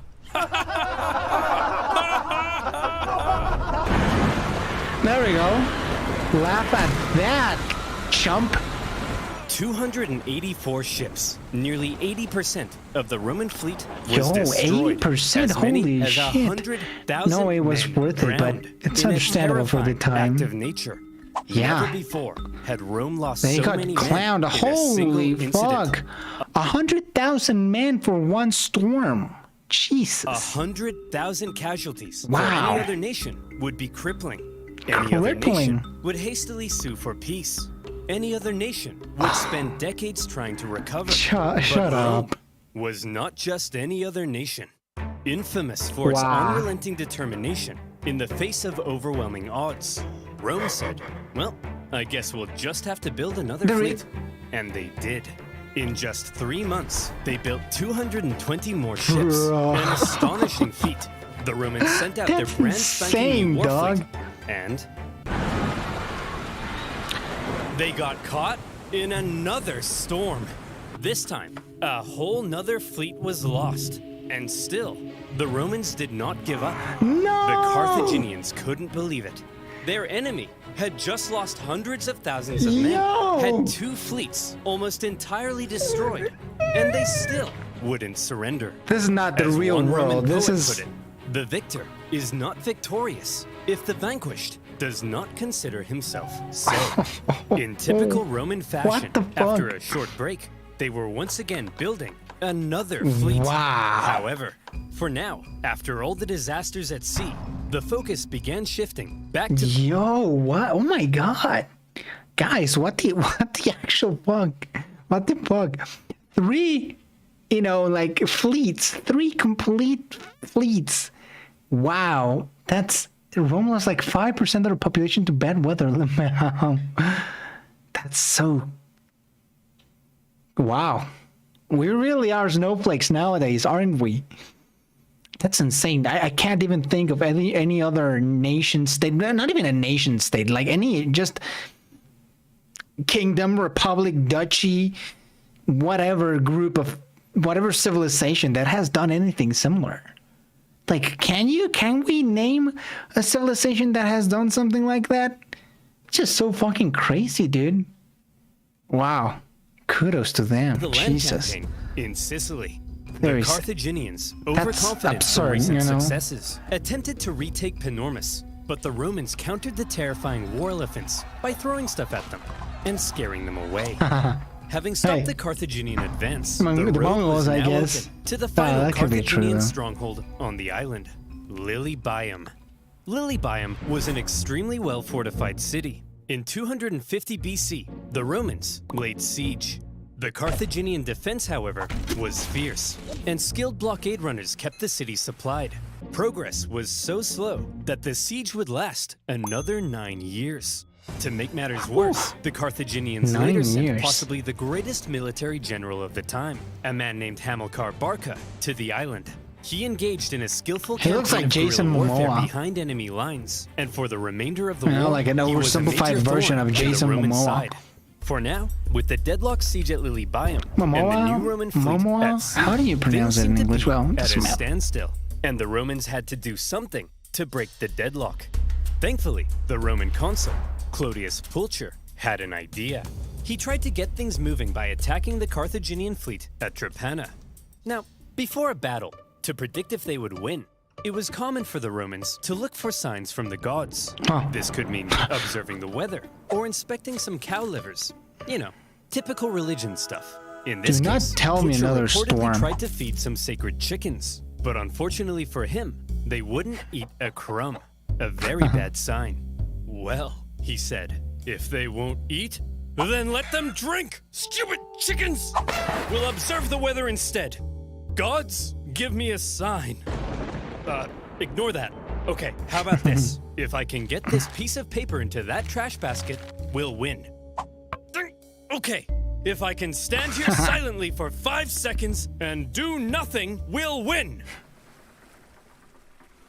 Damn it! Pulcher chose to ignore the signs from the gods. Horse grain and used the in North following Africa battle, was the produced between superior Sicily, Sardinia, Carthaginians tore them Corsica. to shreds. Percent of it of the It also importance didn't for help Carthage. that by now the Romans had removed the corvus to stabilize their ships. And without their secret weapon, it was a yeah. disaster. And Pulcher was disgraced. To make matters worse, Kinda the like victorious Rob, you know? Carthaginian fleet What a then chump. went on to intercept a What a Roman supply chooch. fleet on its way to Lilybaeum. As they approached, however, they saw the signs of an incoming storm, so they took shelter. The Romans, on the no. other hand, said, No. "Onward, men! Set sail! We've got to deliver No, these supplies no, stat." no, no, but no, sir, no, no, no, those no. clouds, don't you think we ought to have learned our lesson by now? Yes, Brian, we ought to have. But we haven't. Another Shut fleet up, and 50,000 bro. men What is lost going on? in another storm. Disaster. Now, at this point, there still What? really isn't a clear winner. Sure, the Romans have captured most of Sicily and cornered the Carthaginian land forces at Jesus. Lilybaeum. But the Wow. continued disasters at sea were critically depleting their resources. Talk about a And hurricanes, without man. a strong fleet, Rome The could gods not had the win. highest kill Meanwhile, count. Hamilcar Barca was I still know. knocking about and creating even more problems. So, where do we go from here? Ah. How does this war finally end? By now, the two sides had been fighting for 23 Yeah, years. 23 They years. were exhausted. Their money, their resources, their strength were all utterly spent. The Carthaginians in particular were eager to see the war end so they could get back to trading and making money. So after the latest Roman disaster at Neptune sea, takes no they said, prisoner. "Look, there ain't no way in heck the Romans can come back again. They can't possibly afford to build another fleet. They're done. That's it. Recall the navy, repurpose them as merchant ships, and let's get back to making some money." Assuming the Romans would soon make peace, an anti-war faction within the government recalled a large portion of the navy, leaving Hamilcar on his own. The victors appeared to be declaring themselves victorious. Meanwhile, the vanquished were getting ready for round 5. The Romans built another fleet, this time heavily relying on patriotic donations from the upper classes to afford it. And once again, they put to sea. Sir? The Romans have built another fleet. Oh, for goodness sake, Clarence, can't you see I'm busy rolling around in this pile of money? But sir, I don't care anymore, Clarence. I just don't care. The Carthaginian politicians made a fairly lackluster final effort with a poorly built fleet to supply their forces in Sicily. But when the brand new Roman fleet caught them at the Battle of the Aegates, even without their signature Disaster. corvus, they dealt them They the don't even final need that blow. thing anymore, And apparently. that was that. 23 years of war. Neither side could afford to keep fighting, but the Romans showed that they intended to anyway. The Carthaginians had no choice but to throw in the towel. Talk about surrender. The war had been long and hard for both sides, but in the end, it was Roman determination that won the fight. The Romans had spent the entire war trying to find a way to deliver the knockout blow. They learned how to build a fleet and engage in naval combat. They developed ingenious new ways of waging war. They attempted an invasion of the Carthaginian heartland, and whenever disasters struck them, they always came back, again On and top, again. yeah. The Carthaginians, on the other hand, spent the entire war watching whatever Rome did, and then figuring out how to respond.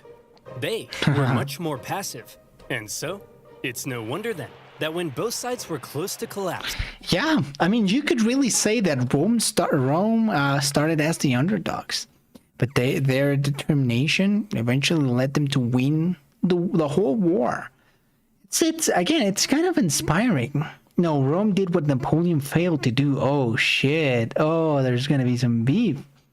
At least we can. Okay, can you imagine the amount of stuff that at the bottom of the sea as a result of all these battles? Ooh, I would pay to watch like a documentary about some submarine going and checking all that out. At least we can find the metal ships from more recent times. That is true, though.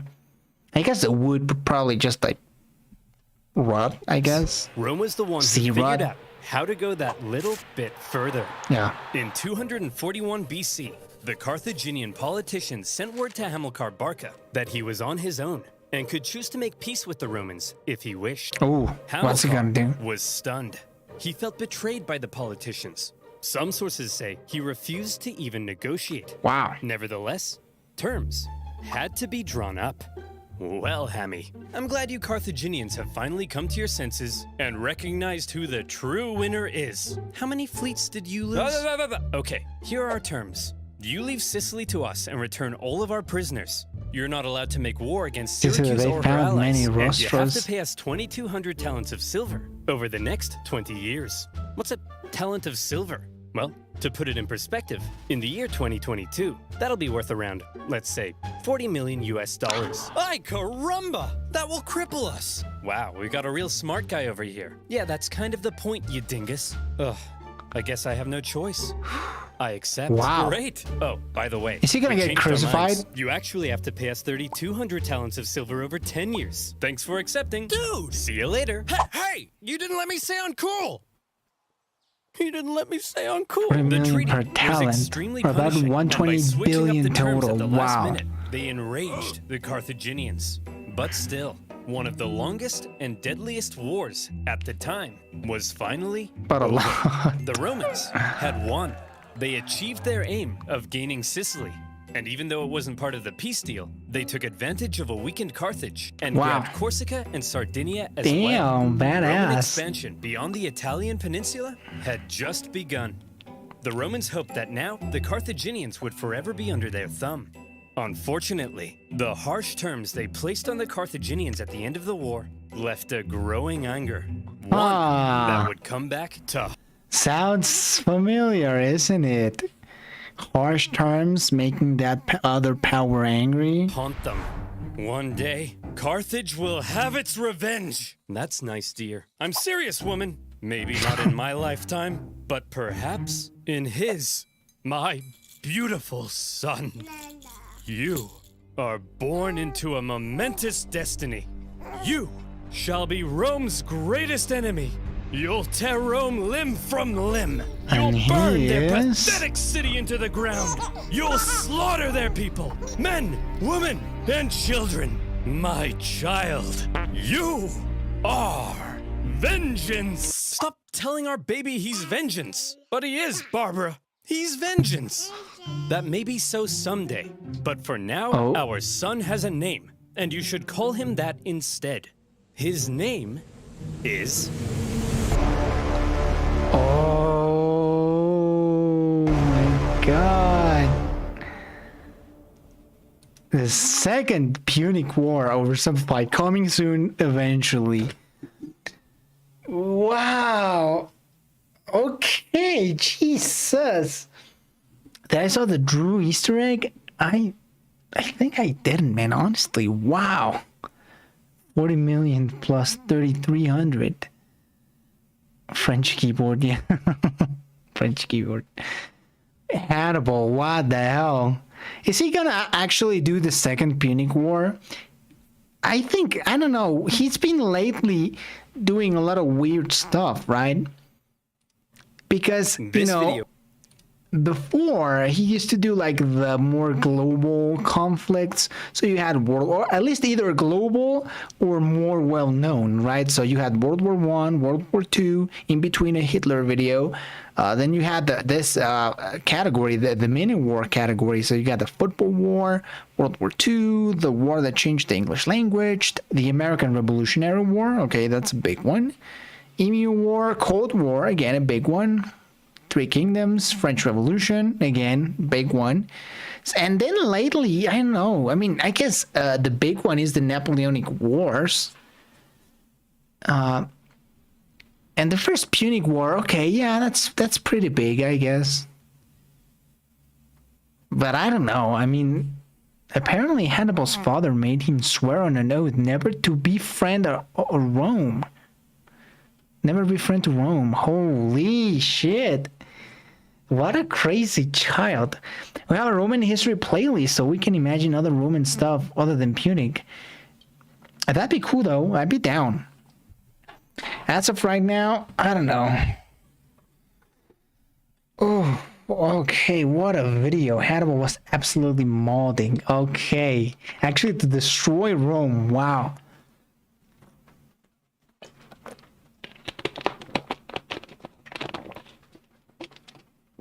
So he was like a crazy dude, huh? I have a massive 900 video history playlist, dude. That's pretty cool, man. I don't know. I guess do you have it like public or private? Maybe we can check that out someday. Okay, should we watch another video? I mean, I feel kind of strange. I mean, what about Hist uploaded a interesting video? Who will win America's next civil war? But I would like to watch that later. So what should we finish on? Tom Holland and Zendaya flirting for 8 minutes straight. Hamilcar is the father.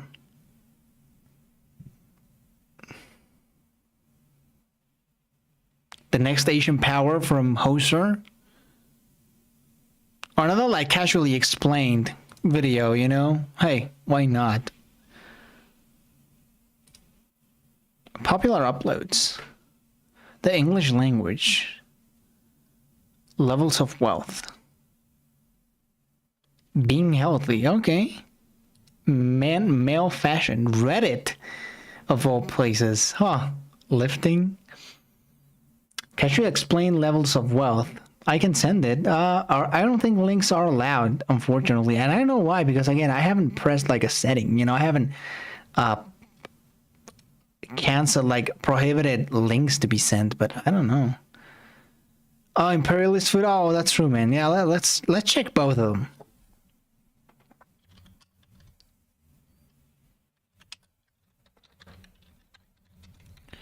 Imperialist food. Okay, I think this one is gonna be good. Hello. We have a video about cultural appropriation, foods around the world. I think if I commented, you can accept the link. Oh yeah, well, commented. You know, we'll check it out. Well, yeah, it's well known that all of Europe was allied with Austria. Oh my God, it's going down in the comments. Holy shit. I also wanted to do like a quiz. I don't know. If it's so fun, I want to like mention the names or like guess the flags or something like that. You know, I think that'd be cool. At least I'd have one, you know. JJ McClello. How are you supposed to pronounce that? McClello. McClello. Never mind, no comments allowed. Oh, okay, gotcha. Oh, that's too bad, man. I'll try to figure out if I can like reverse that because again, I don't remember setting that up. Food appropriation is silly. We wouldn't have chilies, or potatoes without the Americas. That is true, though. I mean, I don't know what he means by cultural appropriation, foods around the world. But Friends, hey. my name is JJ, and as longtime viewers Hello, of this Mr. channel will McClello. know, my mother is an immigrant from Oh, wait. Holland. And when He actually pronounced viewers it. of this channel will know, my mother is an immigrant from Holland. And when Okay, wait. Hello, friends, my name is JJ, and as longtime viewers of this channel will know, my mother is an immigrant from Holland. And when I was growing up, one of my favorite Holland? meals that she would cook for me was this traditional Dutch dish of like flat noodles with peas and chicken and this special tangy black sauce. In my house, we always just called it the Dutch noodles, but I later learned Dutch that its real noodles. name is bami goreng, and it is in fact not even a Dutch meal at all, but rather an Indonesian one. For you see, the Dutch used to control Indonesia, and one of the byproducts Dutch of their West colonial Indies. empire was that a lot of Indonesian food found its way into the Dutch diet. But along the way, a lot of Okay. these foods were also significantly changed to make them more palatable to Dutch tastes. For example, the Dutch really love to deep fry everything, so one popular snack treat that you can buy over there is this little hockey puck of deep fried bami noodles, which they call a Oh, that looks good. bami schepia. It did go both Hey, ways, however. that's The tasty. Indonesians wound up eating a lot of Dutch food as well, including hagelslaw, which are like these little chocolates. Okay, guys, give me a second. Just a quick second.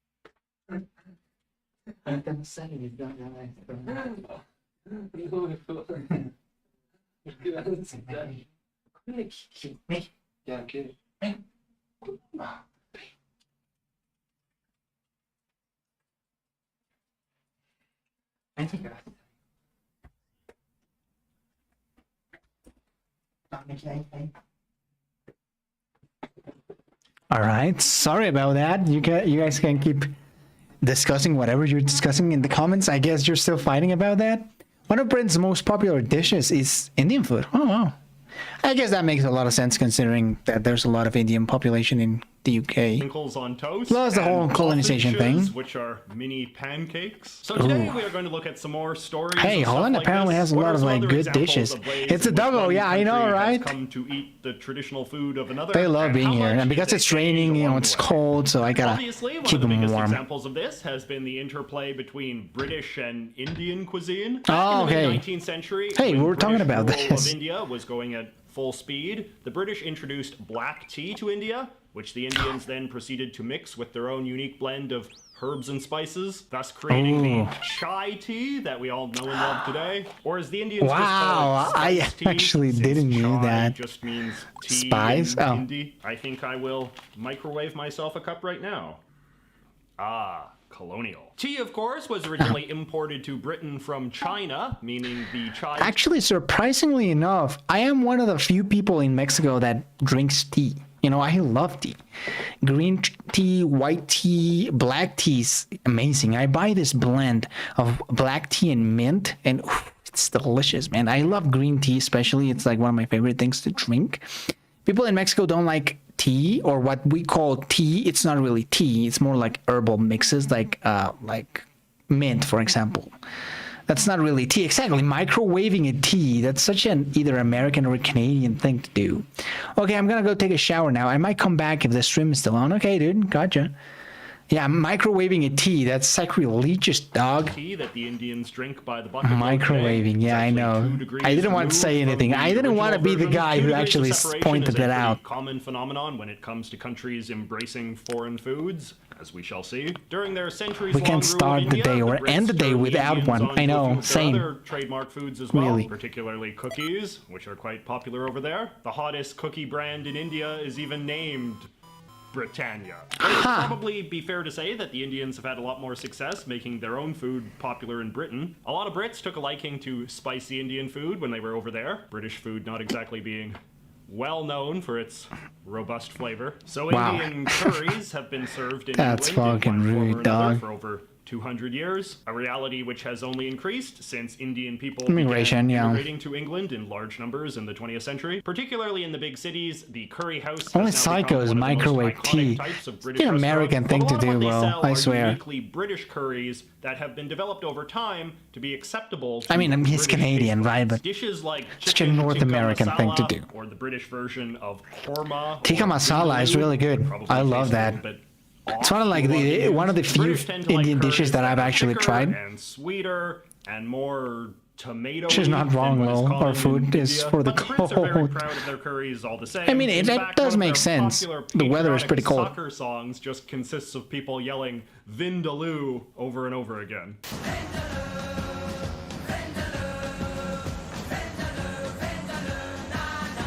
A fun fact about What? Vindaloo curry, however, is that it isn't even traditionally Indian. It was actually a meat dish from Portugal that the Indians took a liking to during their interactions with the Portuguese in the 16th century. Vina da los is what the Portuguese called it. So in Okay, other words, well, what the Brits just are gotta eating ignore is that a whole Vindaloo British-ified version segment. of an Indianified version Better the coffee of a than dish tea, from Portugal. ooh. 2 degrees, you see?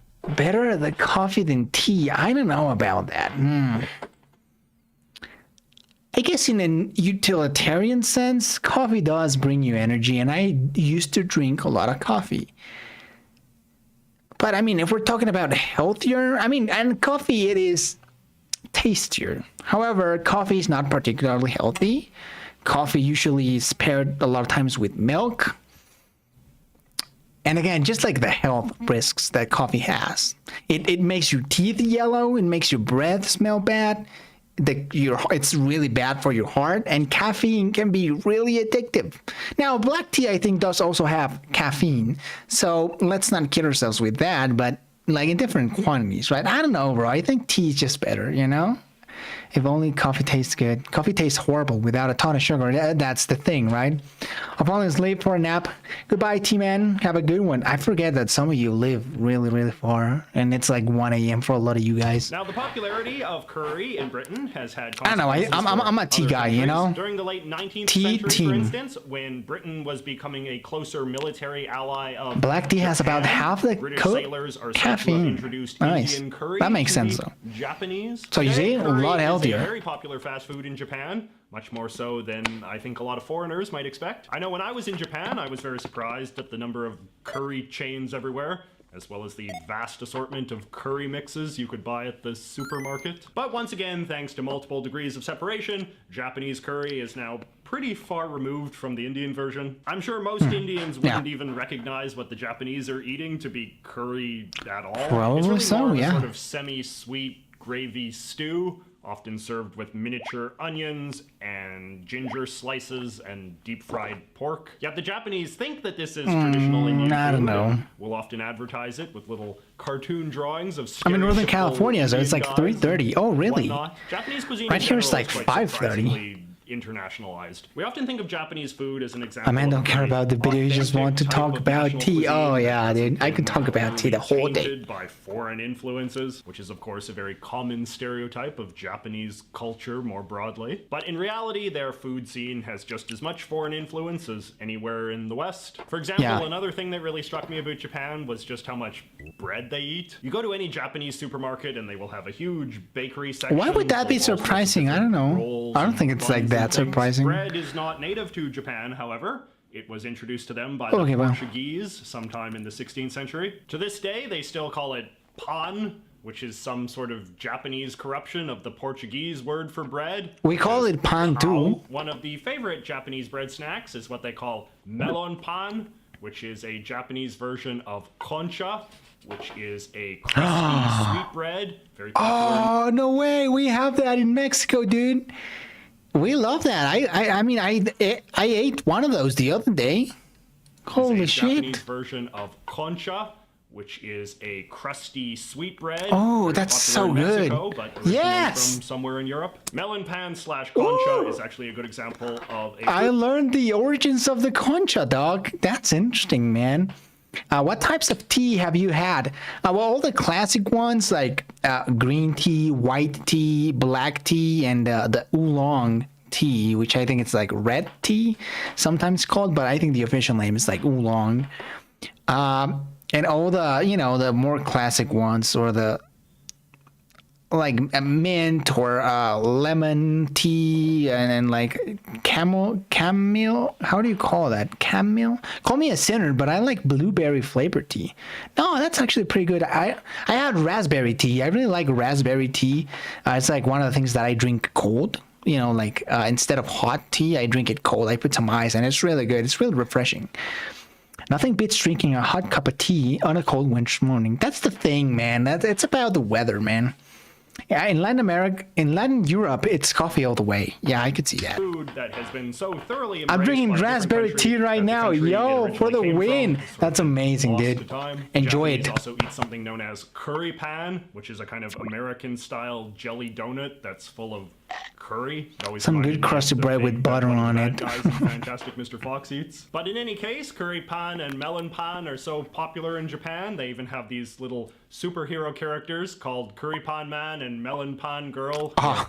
Very popular with babies. Oh, All right, so fun, man. south of Japan, we have Vietnam, which is another very good example of a country whose cuisine has been very heavily influenced by its colonial Okay. past. Vietnam was colonized by France. the land of cafes, Ooh la baguettes, la. and rich desserts. As a result, Oh, the yeah, Vietnamese French love to eat desserts. Ooh. baguette sandwiches known as banh mi, a distinctive type of drip coffee Okay. they call café, and a type of I should custard prefer it known cold as tea if it's sweet. banh Yeah, I pho, know, right? Which is the Vietnamese version of creme caramel. In fact, even the most iconic Vietnamese dish of all, pho, is a product of French influence. Pho is Huh. said to be rooted in a Vietnamese effort to create a Vietnamese version of Well, the would you traditional look at French that? beef and vegetable soup.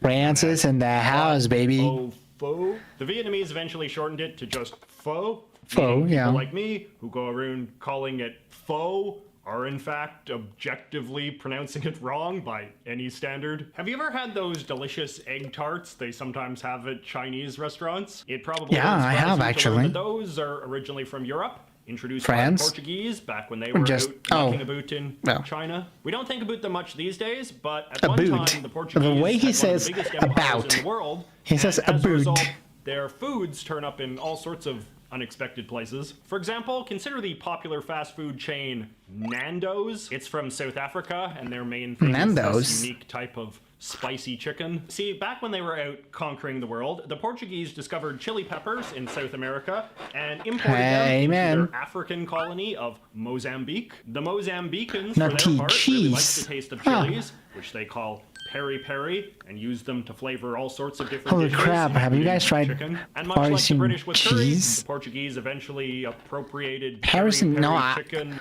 I haven't. Not a huge cheese guy, honestly. But I would imagine so. It's pretty good. Have you seen the stats for coffee consumption in the Nordic, though? It's insane.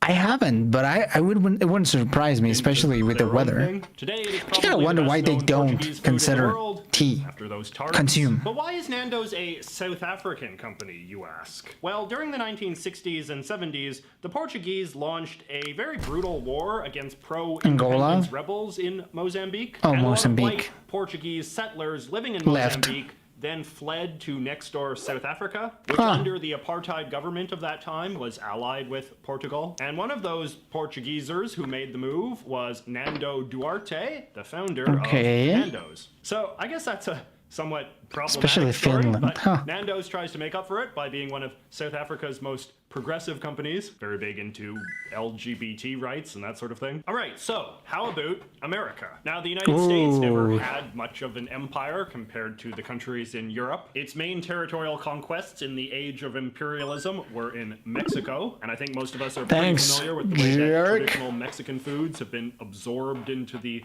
American diet over Yeah. the years, with gigantic cheesy Nachos. tacos and burritos and Mexi fries. But the more interesting story is the degree that American Mexi cuisine has fries? been impacted What? by immigration, particularly Italian immigration. See, Oh, in the yeah. late 19th century, Italy was a poor and poorly run basket case. So a lot of Italians emigrated to the U.S., particularly Like a lot. New York and New Jersey. Became largely from southern Italy, which was the most troubled part. Because a lot of these Italian It still immigrants is were one of the most poor troubled farmers. part. They ate what Troubled at the parts. time would have been traditional No Philippines poor mention. I know, southern right? Italian That's a farmer little food, weird. Like pasta and pizza. Pizza in particular was really not A something big that was hit, yeah. considered special at all in 19th century Italy. It was basically just flatbread with tomato paste and garlic. Cheese. But you see, the Huh. Italian immigrants to America Not even cheese. were able to get quite rich quite quickly. A lot went to Argentina and By Brazil, Italian true. standards. Southern This allowed Brazil them and to really Argentina. fancy up their peasant food,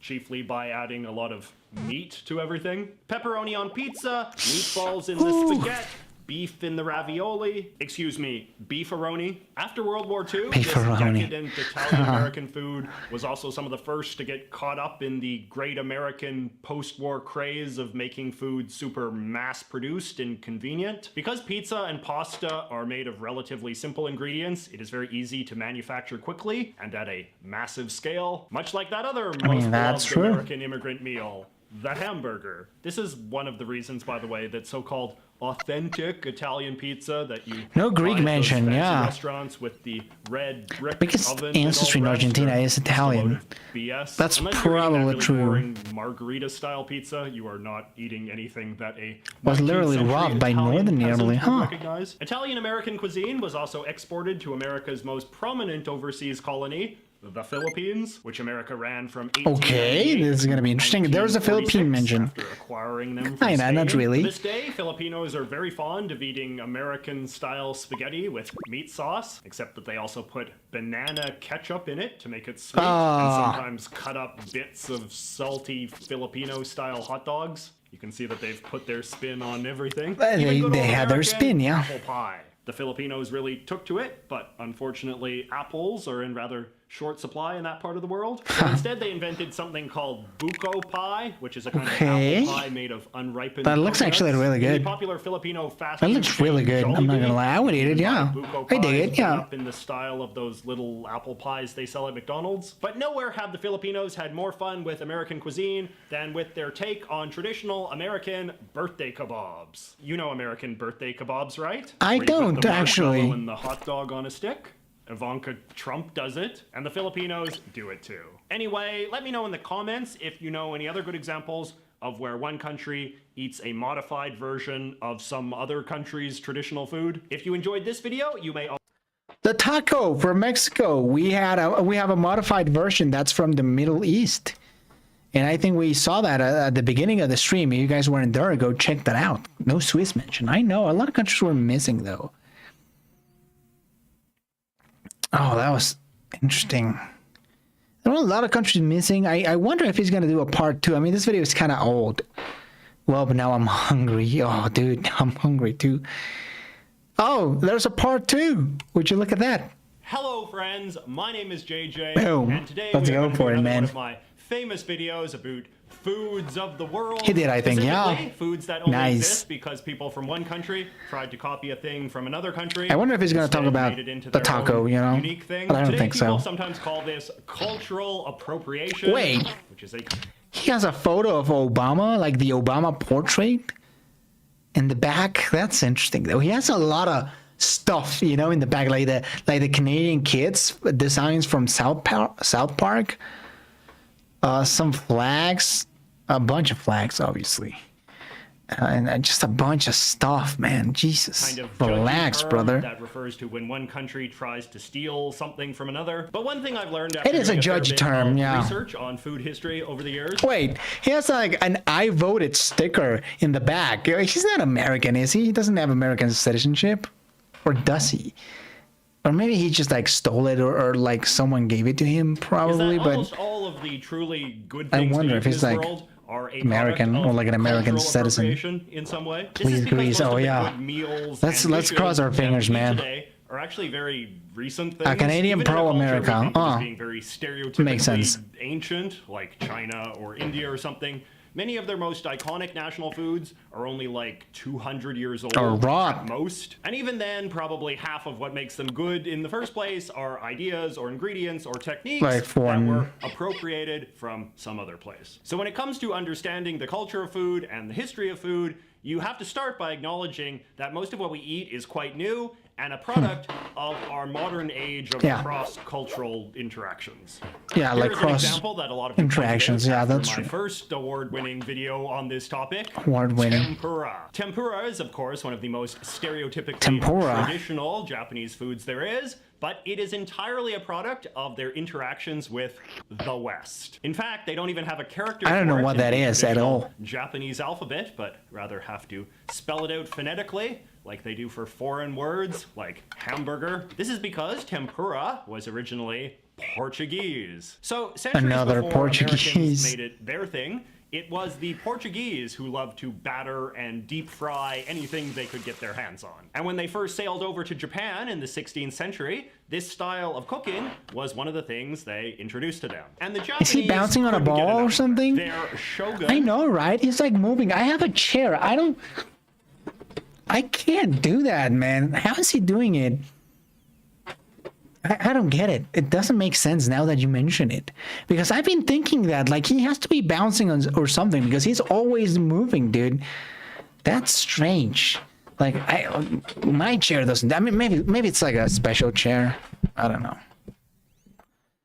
Canadian, there is poutine. Do you have a Discord server? I do not. Honestly, I don't use Discord, but maybe I should.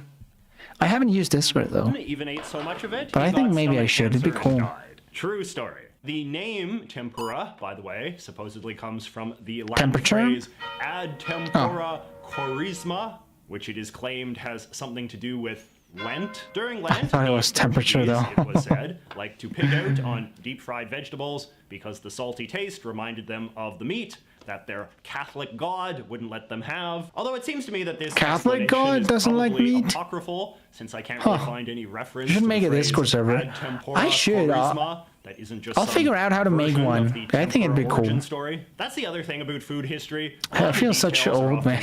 I feel so old. This is because back in the old days, all historians did was tell you what order various kings died in. And no one paid any attention to unglamorous common people It'd be stuff cool, yeah. like food. So there's always a fair bit of speculation involved when it comes to hammering out the finer details of food origin stories. But what we do know for sure is that the Portuguesers were big evangelists for the magic of deep frying. During the Crusades, Oh, that's for good. instance, We a love lot our of deep frying right Portuguese here. Jews fled to exile in Great Britain and started frying up a storm over there as well. It didn't take long before they were frying up Britain's I was in my horrible, playlist in tasteless there. Oh, fish. nice. Bammo, another instant classic, was born. Portuguese fried Jew fish quickly became the toast of London, and even better That looks when paired with good. this new fried potato side. Oh, well, that that's fish and Belgians had chips. invented. Potatoes, of course, having become all the rage in Europe ever since the Spaniards started exporting them from their colonies in South America. But this whole business of food cross-pollination between Europe and non It's funny how French fries were actually invented in Belgium, you know? isn't just a Just 16th saying. century thing, of course. For instance, a number of my German friends were keen to inform me of the mid-20th century Döner phenomenon. After World War II, Germany began importing a lot of Turkish workers to help rebuild their country and whatnot. And in time, these Turks learned to combine the tasty meats of their homeland with German flatbread, or Fladenbrot, to make what the Germans now call Fladenbrot. Döner kebab. And today, this is one of the Is most this a thing ubiquitous we're street in? foods What do you in the big think? German cities. Is it good? Even edging out the beloved They used to think currywurst. Portugal for tea and Currywurst, fish of and course, being a chips. traditional That's German funny, though. sausage with Indian-inspired curry sauce, something said to have been introduced by British soldiers during the It's post-war amazing. occupation. It looks Interestingly amazing, enough, though. the Dooners have also caught on big here in Canada. Oh, really? We call them donaires. In fact, in Donaire. 2015, the government of Halifax, where they are particularly popular, even declared them to be the city's official foodstuff. Canadian donaires Wow. also consist of Okay, would you look Turkish-style at that? meat wrapped in The British in the bread. chat. I think Thomas, How but I can think this he's be? gone. There's no It's really Fladenbrot popular in and nice. Canada, right? Well, this is because Canadian-style donaires were actually introduced by Greek immigrants Huh. and are based on Greek Nice. meat wraps known as gyros. Because, Gyros! Of course, we remember that Of Greece course. used to be ruled by the Turks back in the day. The other important difference is that in Canada, people never use the Of term course. kebab to refer to this kind of food. Yeah. Oh my god. So, okay, hold up.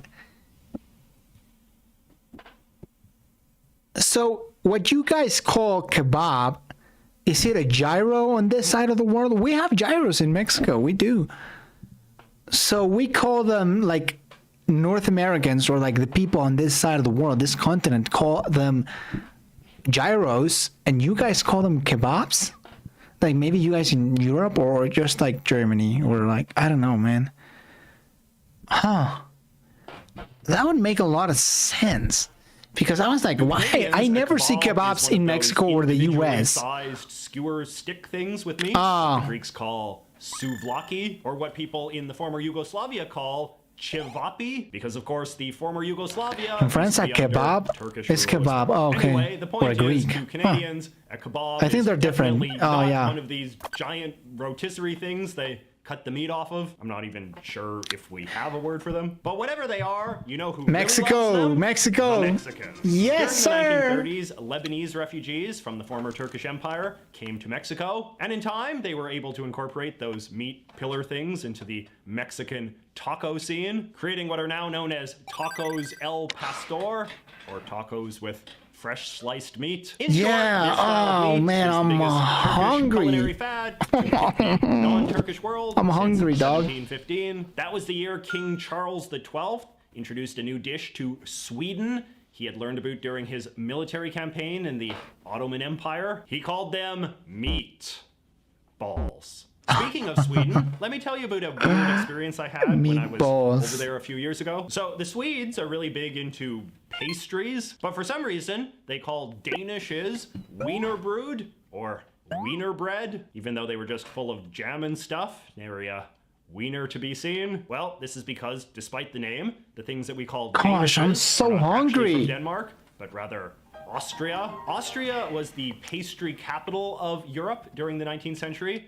I'm responsible so for the hungry, invention dude. Of croissants, among other things. Sorry, France. Anyway, in many European languages, they call the city of Vienna Wien, which makes something from Vienna. Hey man, Tarkub, how are you doing? wiener. I So the cooked Swedes bacon in the called oven and an I regret Austrian ever using the pastry microwave. a Wiener bread, because it was a kind of bread from Vienna. Just Get it? This is using the oven is just so much better for everything. I mean, for example, when I reheat pizza, I don't do it in the microwave. I do it in the oven, and it's a lot tastier. My life changed when I reheated pizza, like a few slices of pizza in the oven instead of the microwave. My life changed the completely. same reason we call Austrian-style fried veal Wiener Schnitzel, by the way, despite it wiener. not having any wieners in it either. Yeah. Though, of course, we only call sausages wieners in the first place because they come from Austria too. But you know, when it comes to the topic of countries Cold pizza is influencing each good. other's Cold food, pizza, I dog. think too often we have I a don't know, tendency man. to take an excessively Cold pizza. Western-centric approach. So let us take a look at how a couple of countries I don't in know, the man. East have influenced each other. Getting back to You're a Japan monster. for a second, it may surprise us to learn that many of the I have to beloved agree, Japanese man. foodstuffs are actually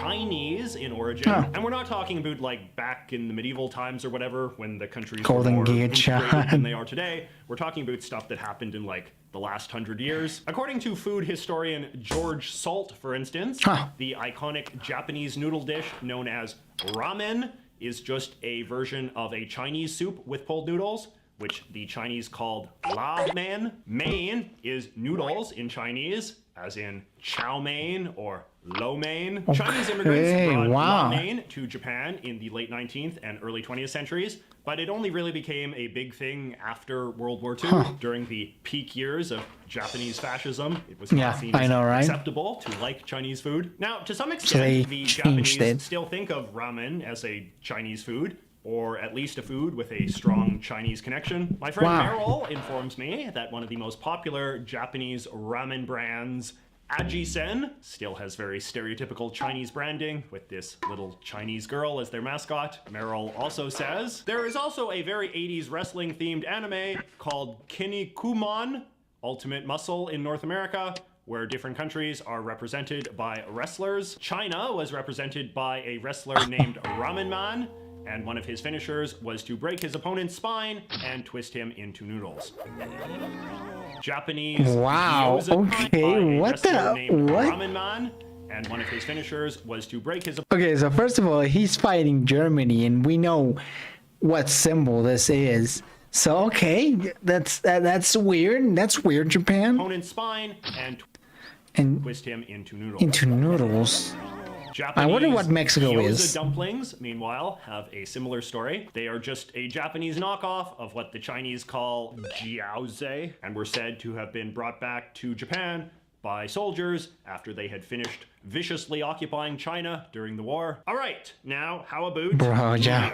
Many of their most iconic dishes come from somewhere else as well. Take everybody's favorite. Samosas. They are originally from Persia. Initially, they were known as sanbosog and are said to have gone mainstream in India during the period of time in which the country was under the rule of the Muslim Mughal dynasty. The Mughal Empire. Gotcha. Influences into the country. The popular Indian rice dishes of pulao and biryani, meanwhile, are usually taken to be same thing Persian happened in Japan with karate. To the original Persian dish known as Karate. pilav, which even the Russians eat in a form known as pulav, because they are, of course, from that whole corner of the world too. So yes, this is really a topic Guess that so, just yeah. goes on and on and on. As usual, I would be more than happy It to goes hear of any further on and examples on. of this sort of Samosas thing is a that banger. you guys I don't think I have Now, tried this it. is obviously a very cliched observation. But Samosas, when you huh. study the cuisines of the world, something you learn very quickly is A, globalism is nothing new, and Yeah, B, it in this literally realm is at nothing least, new. you're undeniably better off for it. See you all next week. Oh, damn. Damn. Well, that was super fun, man. Okay, I'm still thinking about the samosas. I got a video.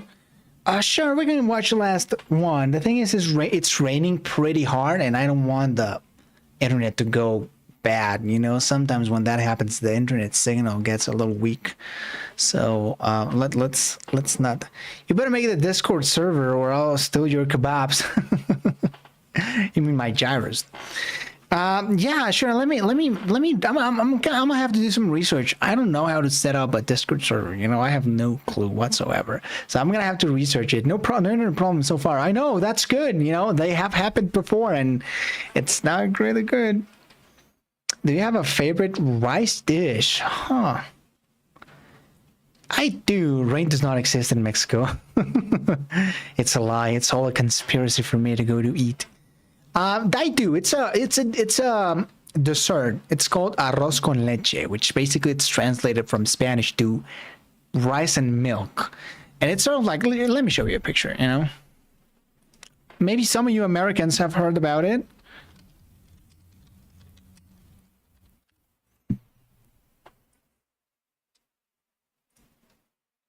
It's this. And as you can see, it's really based on rice. It has some cinnamon on top, and it's really good. Rice and milk. Yeah, I know, right?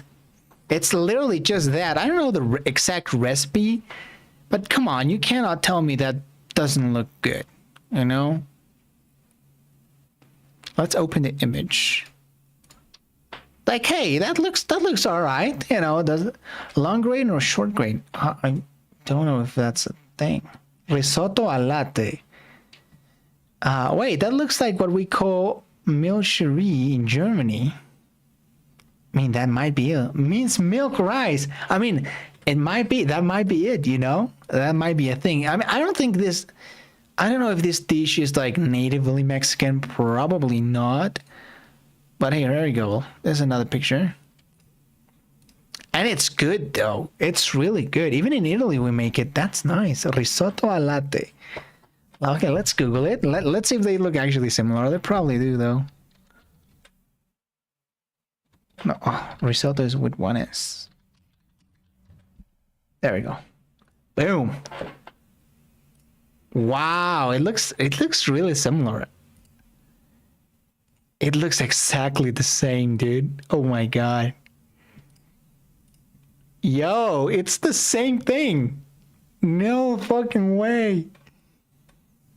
Is it anything like pudding? It's sort of like pudding, you know? Wow. Holy shit. It's the same thing, dude. We have rice pudding in the UK. It looks sort of similar to that dish. Well, I guess we all have rice pudding, though. But apparently so. I thought it was like a very Mexican thing, but you guys just broke my illusion. We have rice pudding in the UK. Okay, you drop this king. That's gross. But it's really good. It's like a dessert. At least we eat it as a dessert. I guess if it's pudding, you guys also eat it like a dessert. But I guess and it does, you know, we use a lot of cinnamon on it too. So as you can see, most of the pictures have this like brown cinnamon dust. Can you guys hear that? It's raining really hard. It's like a storm. What the fuck? There was actually like a hurricane. I always thought it was very French. Yo, that's so funny, isn't it?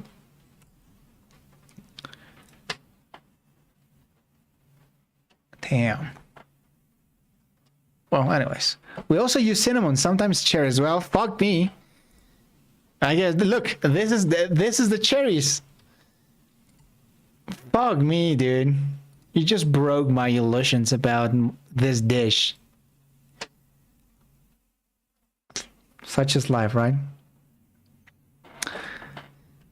Anyway, should we watch something else? I wanted to do like a quiz, like guess the country, you know? Like I wanted to just see how much countries I could guess. But no, not this. Something like countries of the world. Map quiz. Ooh, this looks fun. Are you guys up for it? 15 minutes? Hey, we are 17. We are 17 people. That's actually pretty nice, guys. That's awesome. The invention of fighting for money. Fighting in the Age of Loneliness by Secret Base. Ooh, that sounds different. Okay, let's watch that video and let's do this quiz. But let's see how much countries I can name, all right? A good community. Oh, yeah, I love you guys. It's really the greatest community ever. Okay, let's do this. Let's do this, all right? I think it'd be fun. It can be fun. If it's not fun, then, you know, we'll go back watching videos. It's just 15 minutes, and I have to name 197 countries. And I think I won't be able to do it fully, but hey. Okay. 1, 2, 3. All right.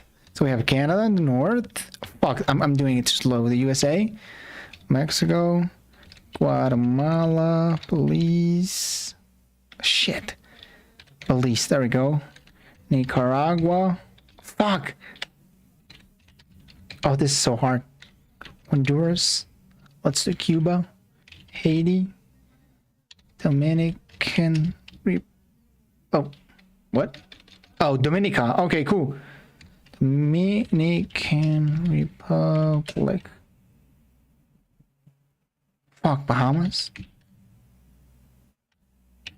Saint Lucia. We can't forget about that. Fuck. Okay, Panama. I'm trying to do like per continent, you know? Costa Rica. Colombia. Ecuador. Venezuela, of course. And we got Brazil. Argentina. Uruguay. You are gay. Chile. Bolivia. Paraguay. Fuck, Peru. Suriname.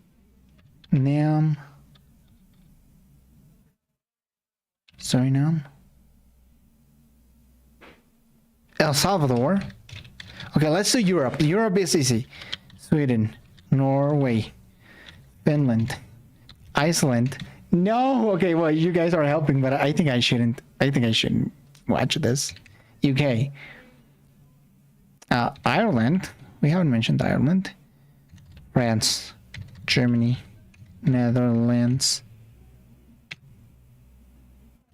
Belgium. Italy. Oh, dude, the keyboard, it's so insane. Russia. Russia. Fuck, Russia, dude. What? Oh, there we go. How do you type Liechtenstein? Holy fuck. Lithuania. Lithuania. Latvia. Estonia. Luxembourg. Serbia. Croatia. Have I typed Ukraine? No, I don't think so. Ukraine. Austria. Österreich. Fuck. Monaco? I can't watch the I can watch the chat, guys. Sorry. I think that's cheating, of course. Belarus. Fuck. Czechia? Czechia. No, fuck. How do you type Czechia? Czech Republic? Oh my god. How is it supposed to... Czech... Yeah. Shit. Okay. Slovakia. Slovenia. Montenegro. Greece. Moldova. Malta.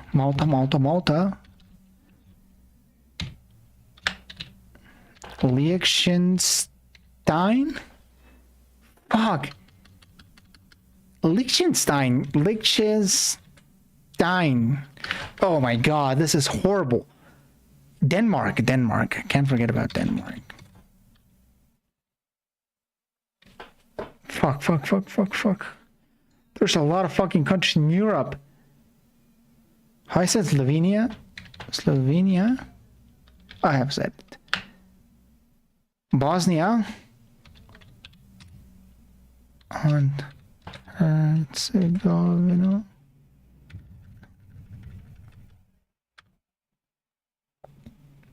Shit. Cyprus. Oh my god, this is so hard. I swear to fucking god. Turkey. Fuck, okay, let's go to the Middle East. Jordan. Egypt. Libya. Iran. India. China. Japan. Let's mention like the easy ones. Australia. Oh my god, Africa is gonna be a pain in the fucking ass, dude. South Africa. Nigeria. Oh, Nigeria. Albania. I haven't mentioned Albania. Tunisia. Algeria. Morocco. How do you type Morocco? There we go. Sudan. And we have South Sudan. Oh my god. This was a mistake. Madagascar.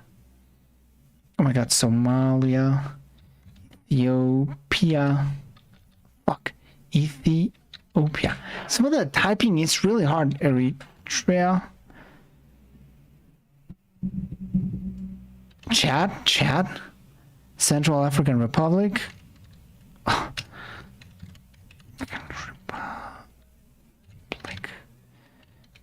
Botswana. Oh my god, how do you type Botswana? There we go. Burundi. Ugandan knuckles, of course. Rwanda. Namibia, German Southwest Africa. Lesotho. Oh my god, Angola. Mozambique. Okay, we have 8 minutes. Let's do Asia. Pakistan. Sri Lanka. Is it still named Sri Lanka? Because I didn't have to type Turkey with Turkey. Mongolia. Oh my god, I see you guys are typing a lot, but I can't see it. Philippines. Fuck. Philippines. There we go.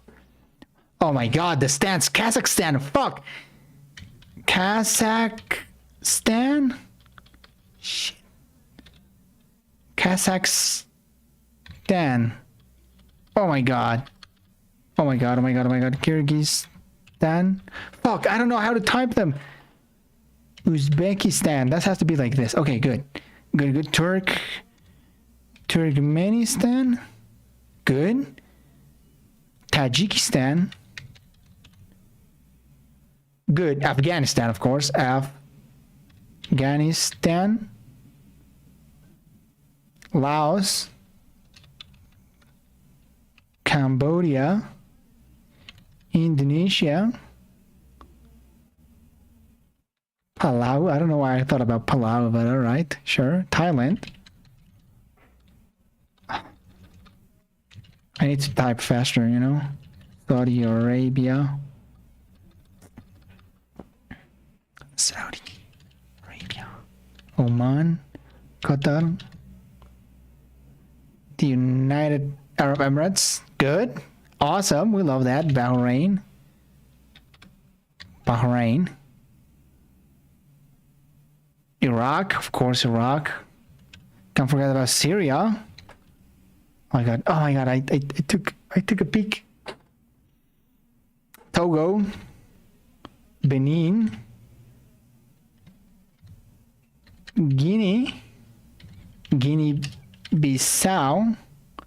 We have Equatorial Guinea. Israel. Is Palestine? Will Palestine Palestine? Okay, good. Fuck. Senegal. Gambia. There's so many, dude. Oh my god. Okay. North Korea. South Korea. Yemen. New Zealand. Oh my god, I'm missing a bunch in Europe. And I don't know. The Czech Republic. How do you type Czechia? Oh, there it is. Okay. Macedonia. Poland. How am I missing Poland, dude? Jesus, I'm sorry. Probably Spain. Okay, oh my god, I'm an idiot.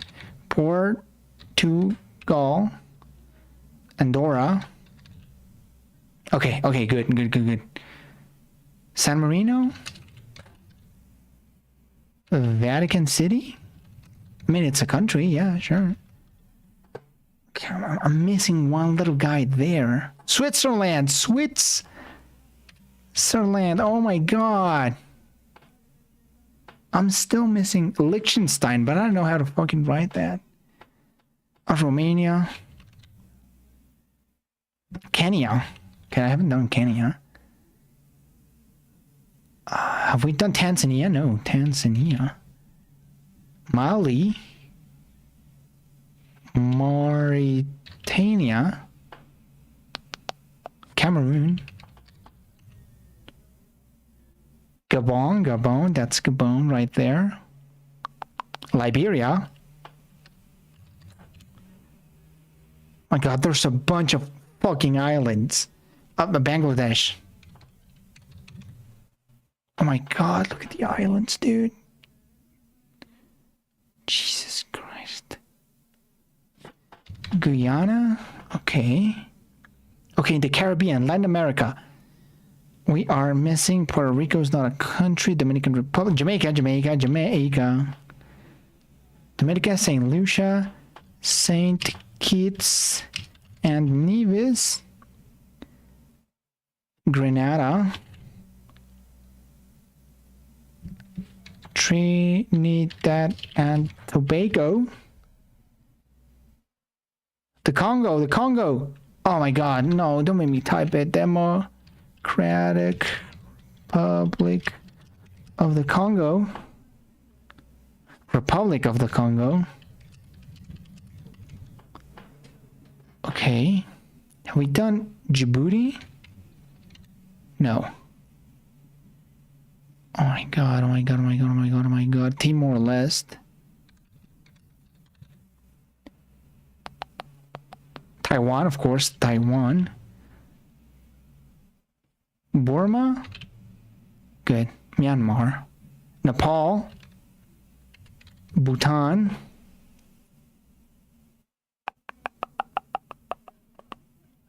Lebanon. Oh my god. What are we? Brunei.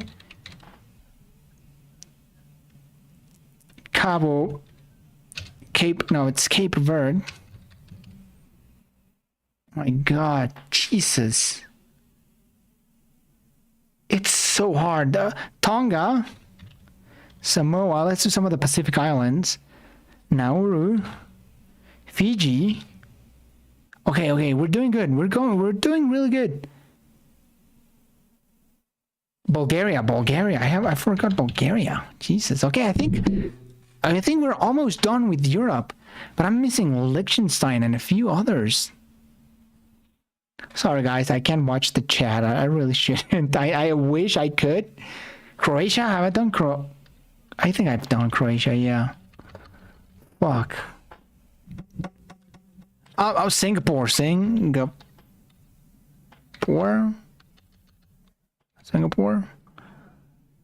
What's that? Hong Kong? Okay, let's do Hong Kong. No, it's not.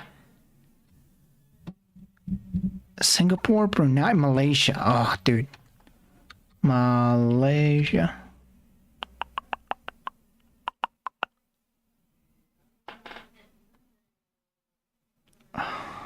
Georgia. Azerbaijan. Okay, keep in mind that I don't know how to write some of these. Papua New Guinea. Okay, good. The Solomon Islands.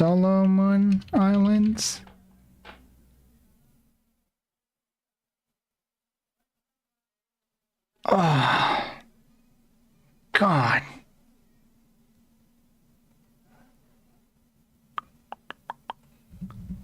Rhodesia. What's the name of the Rhodesia? Zimbabwe. Lesotho, Eswatini.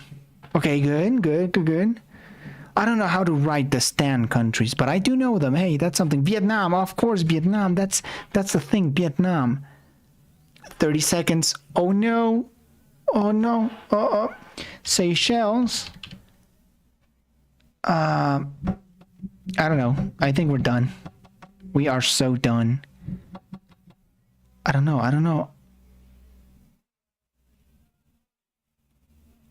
Oh my god. Zambia. Liberia, Senegal. I don't know. Come on, 10, 9, no. Kuwait. Okay, I think we're done. Rhodesia. I know, sorry about that. It's serving nationalism here, bro. I'm sorry about the Rhodesia thing. I know it was weird. Armenia. Oh. Okay, here are the ones we missed. All right. Well, I missed. In the Americas, Antigua and Barbuda, Barbados, and St. Vincent and the Grenadines. Okay, hey, not bad. 174 out of 197, 88%. And that's good. The average score, apparently, it's 68%. Hey, I'll take it. Why not? So, in Africa, we missed Sierra Leone, Sao Tome and Principe, Cote d'Ivoire, the Ivory Coast, Ghana, Burkina Faso, Malawi, Comoros, Mauritius, and that's it. Kosovo, of course we missed Kosovo, and someone was talking about Serbian nationalists here, bro. Bro, Kosovo don't exist. Oh shit. Yeah, I mean, according to the quiz, Kosovo exists. Liechtenstein, that's so hard to write. Liechtenstein. Hungary, oh dude. I forgot about Hungary, dog. Hungary, how could I forget Hungary? That's so lame. Armenia, that's another obvious one. Kazakhstan, Kyrgyzstan, I did know, but it was so hard to pronounce or to write. The Maldives, and then a bunch of Pacific islands, the Marshall Islands, Micronesia, Kiribati or Kiribati, Tuvalu, and Vanuatu. Hey, nice, that's good. Maybe do a quiz flag. Yeah, we could do a quiz later. I would love to do that. Cambodia, Senegal, Andorra. Yeah, I think GeoGuessr. Oh, we can do some GeoGuessr, sure. Let's do some GeoGuessr. Why not? Let's do. Okay. I want to do a quiz, a flag quiz. All right. Don't hate on me. Flag quiz. We can do it together. Let's test our abilities together. Oh shoot. let's try to do it fast as well, because those were 15 minutes. That were hard. How much more stream do you think? How much more stream time do you think? Probably around 20 minutes, you know, being completely honest. 20 to 30 minutes, because I'm a little bit tired and I have stuff to do, unfortunately. Flags are easy, I know, but... Okay, let's do 25. This is super easy. Luxembourg. That's Tajikistan. They're not so easy. Some of the ones are not that easy. This is Palau. This Antigua and Barbuda. Yeah, you're right. You know, it's too easy. Come on, bro. Give me a hard one. I'm not even trying. Yeah, you know what? I think you proved the point right there. It's too easy. Oh. Okay. We have a hard one right here. I think it's Guinea-Bissau, but it could very well be Benin. Oh, I don't know, man. I think it's Guinea-Bissau. I guess we won't know. No, I had that wrong. Or I had that right. I don't know. Micronesia. Morocco. Ooh, that's Colombia. That's South Africa, of course. That's Norway. That's the Maldives, yeah. The Dominican Republic. That's, of course, Ukraine. We've seen that like a lot lately. That's Latvia. Huh. That's Nauru. I think. This is Singapore. Bhutan. Ooh, what an iconic flag. And Malaysia. Hey, you know what? Yeah, flags are pretty easy, dude. Yeah, let's do some GeoGuessr. No video. Yeah, probably. I mean, what do you guys want to end with? I'll let you choose. All right. Let's do either a video or we play some GeoGuessr. You know, we can do anything you want. Because I could really do both. You know, I love GeoGuessr. It's like one of my favorite things to play, and we can watch something as long as it's not like super long. You know.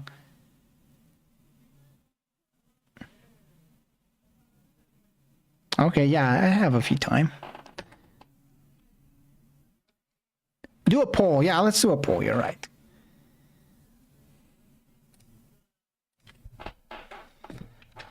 Okay.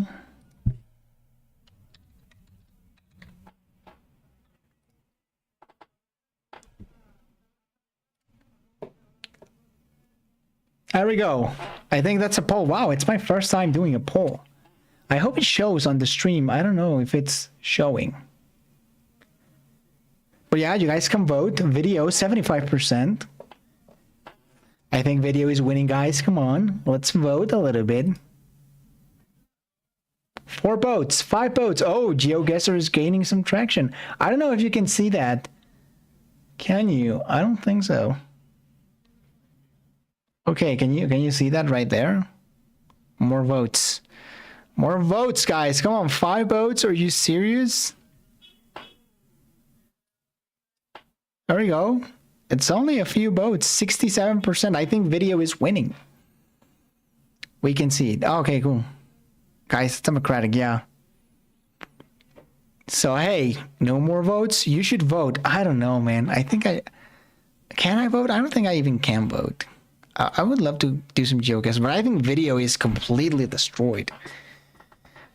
No, sorry. I think video is destroying the competition. I think we're going to have a video regardless. Like in real life, I mean, I think I'd vote for GeoGuessr, but yeah, man, sorry. I think we lost, dude. I mean, I guess my vote should be the final vote, dude. So, hey, but I'm okay. It's democratic. It's democracy, okay? It's not a dictatorship. So I think it's settled, you know? I think it's settled. No cheating. So, now the thing is, what video? Now, we had a recommendation here. I love democracy, democratic. Russian mobilization would be like 300,000 units and 2 million more in the way. It's tough. I know. I feel so bad for Ukraine, dog.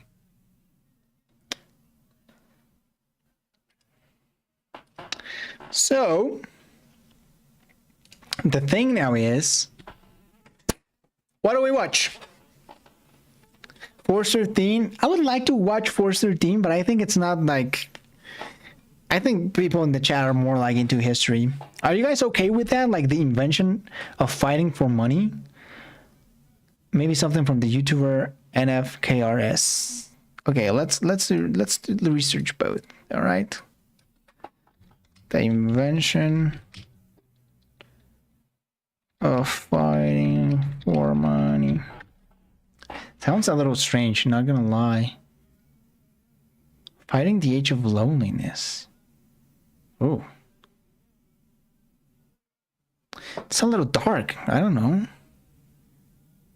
A little...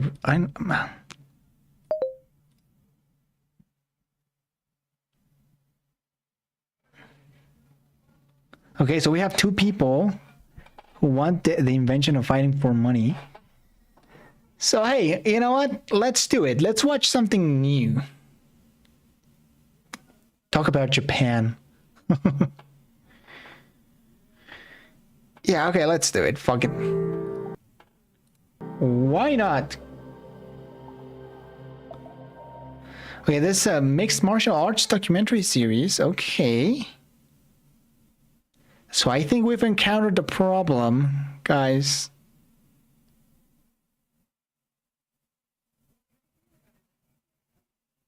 Is it too graphic? Nah, it's gonna get copyrighted anyways because of Oversimplified. So you know what? Let's do it.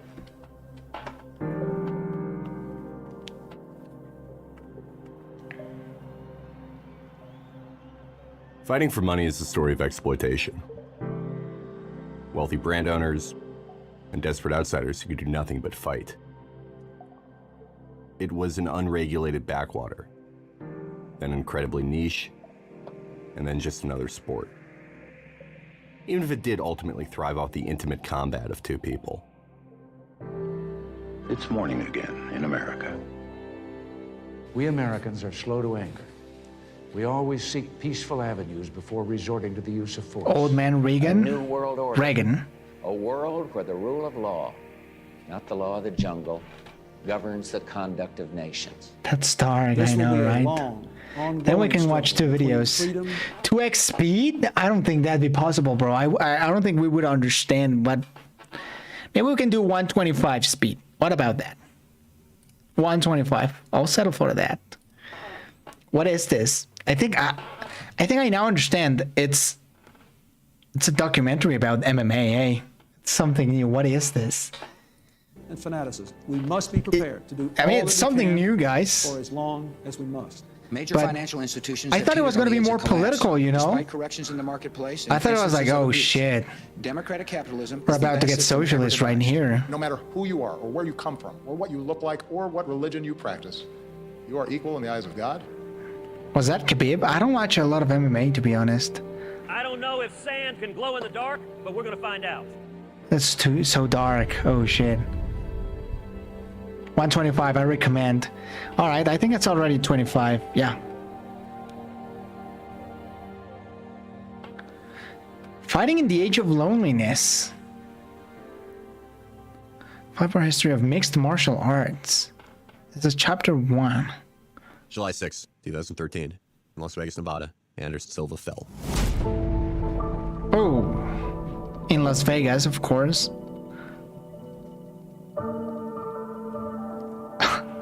By consensus, Silva was the greatest fighter on Earth.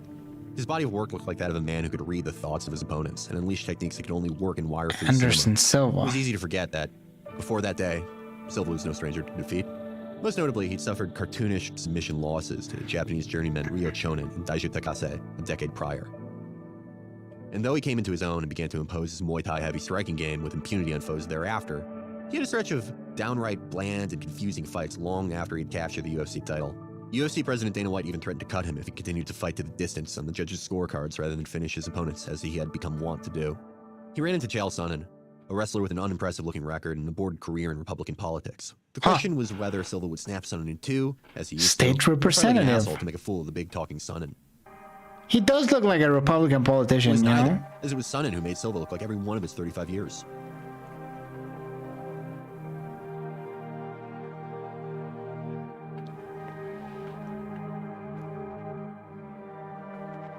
He whipped Silva's ass up and down the canvas before Sonnen dove into a combination triangle choke and armbar, the two techniques Sonnen was notorious for being caught in throughout his career. The guy speaks slowly? Yeah, kinda. Suddenly, Silva was the hero.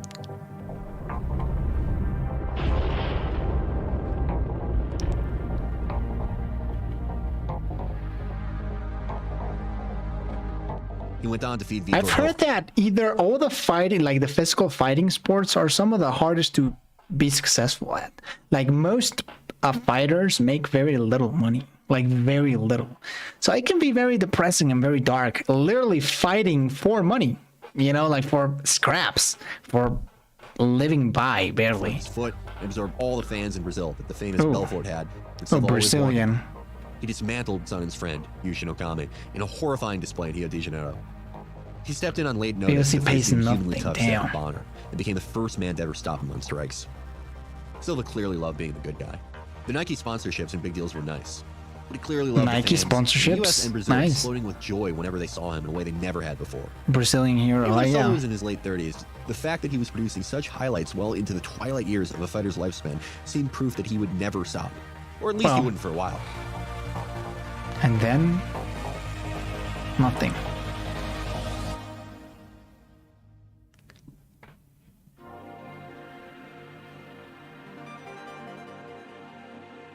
Chris Weidman, on the other hand, came in with a shorter story. He had only 9 fights on his resume before challenging Silva for the belt. The vast majority of MMA fans figured that Weidman would punch air for a while and eventually get steamrolled like everyone else.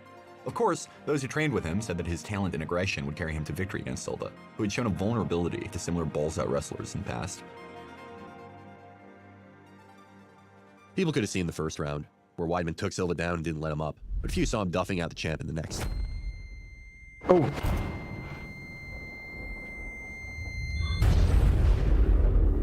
Bye-bye. Lights are out. Oh, shit. It was an anticlimax. People thought Silva was clowning. I watch a lot more boxing, so that kind of threw me off, you know? So you're knocked out, and then you keep punching, you know? Boom, boom. Damn, that's rough.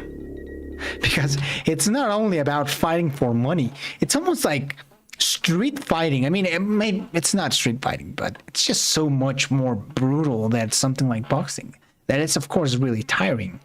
Really, like, hard to do boxing. But at the end of the day, it's not that brutal compared to this. You know? Holy fuck. That definitely kicked me off. Yeah, what the fuck, dude? It was an anticlimax. Being in combat sports most suck. Oh yeah, absolutely. Even if you get rich, you probably get Alzheimer or something.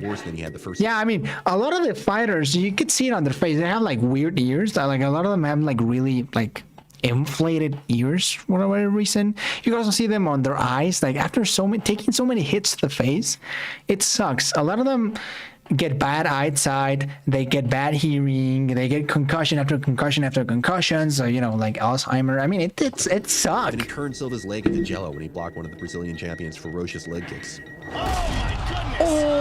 my goodness! Oh my god! Anderson fractured his leg. You see his leg hanging loose now. Wow! It snapped. Yo! Oh my!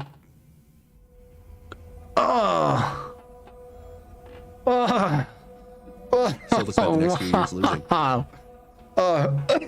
Worse, he didn't lose like Anderson Silva. What the fuck? He didn't get blown up in the middle of some incredible technique. He didn't have unbelievable final matches with the next iteration of himself. He lost squeakers. He did once have a victory in the stretch. A drawn-out decision victory over conditioning, wow. It was overturned when the 100 protagonist of MMA pissed hot for performance-enhancing drugs. And Nick Diaz, using transitive properties that never worked in fight math, people decided that now Weidman was the best ever. After his decisive rematch with Silva, he dispatched 2 former champions, the aging Vitor Belfort, a one-time prodigy who found second life when he was allowed to shoot pure testosterone into his veins but was forced to stop when he ran into Weidman, and Lyoto Machida, The once light heavyweight king going down 20 pounds to avenge his friend, Anderson Silva. Those two men were at one time considered unbeatable in their own rights. Wow. He was the next one that fans swore could never be stopped. Just like his forebears, he was shown to be human, dropping 3 fights in a row in violent circumstances. Violent circumstances? Neither of the men shown here are Holy champions crap. anymore. One of them will most likely never fight for the belt again. The other remains to be seen. But their first encounter is seared in the minds of even the most casual viewers. It's the touchstone of this modern era of fighting. My God, that must hurt, dog. And the impermanence and depersonalization that seems to prevail. That must really suck ass. Too weird and individualistic for that to ever happen. Mixed martial arts never changed our culture, as its detractors claimed it would. There was no epidemic of children killing each other with rear naked chokes. People still commit acts of violence against each other, but in the same ways and for the same reasons they always have. In retrospect, this is pretty fucking stupid. Why would a sport of consensual violence be so much worse for us in the developed world, where our governments bomb 7 countries before we even get out of bed in the morning? It will always be a bit of a fringe sport, but it's got the bland respectability of the capital side Ronda that the biggest commercial Rousey. company always wanted. It somehow got to the point where it became so big and noticeable Lesnar. that it could be assimilated by the world around it. Fighting in the age of loneliness. I wonder what that means. Of course, fighting, you know, there's the sport part.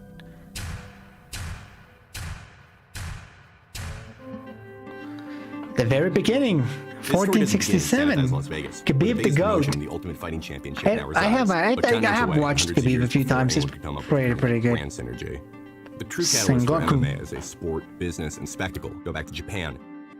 While modern fighting attracts so many outsiders of society, its forebear was the ultimate insider's art. Jiu-jitsu, a mixture of throws, strikes, joint locks, and chokes, was developed over hundreds of years by samurai.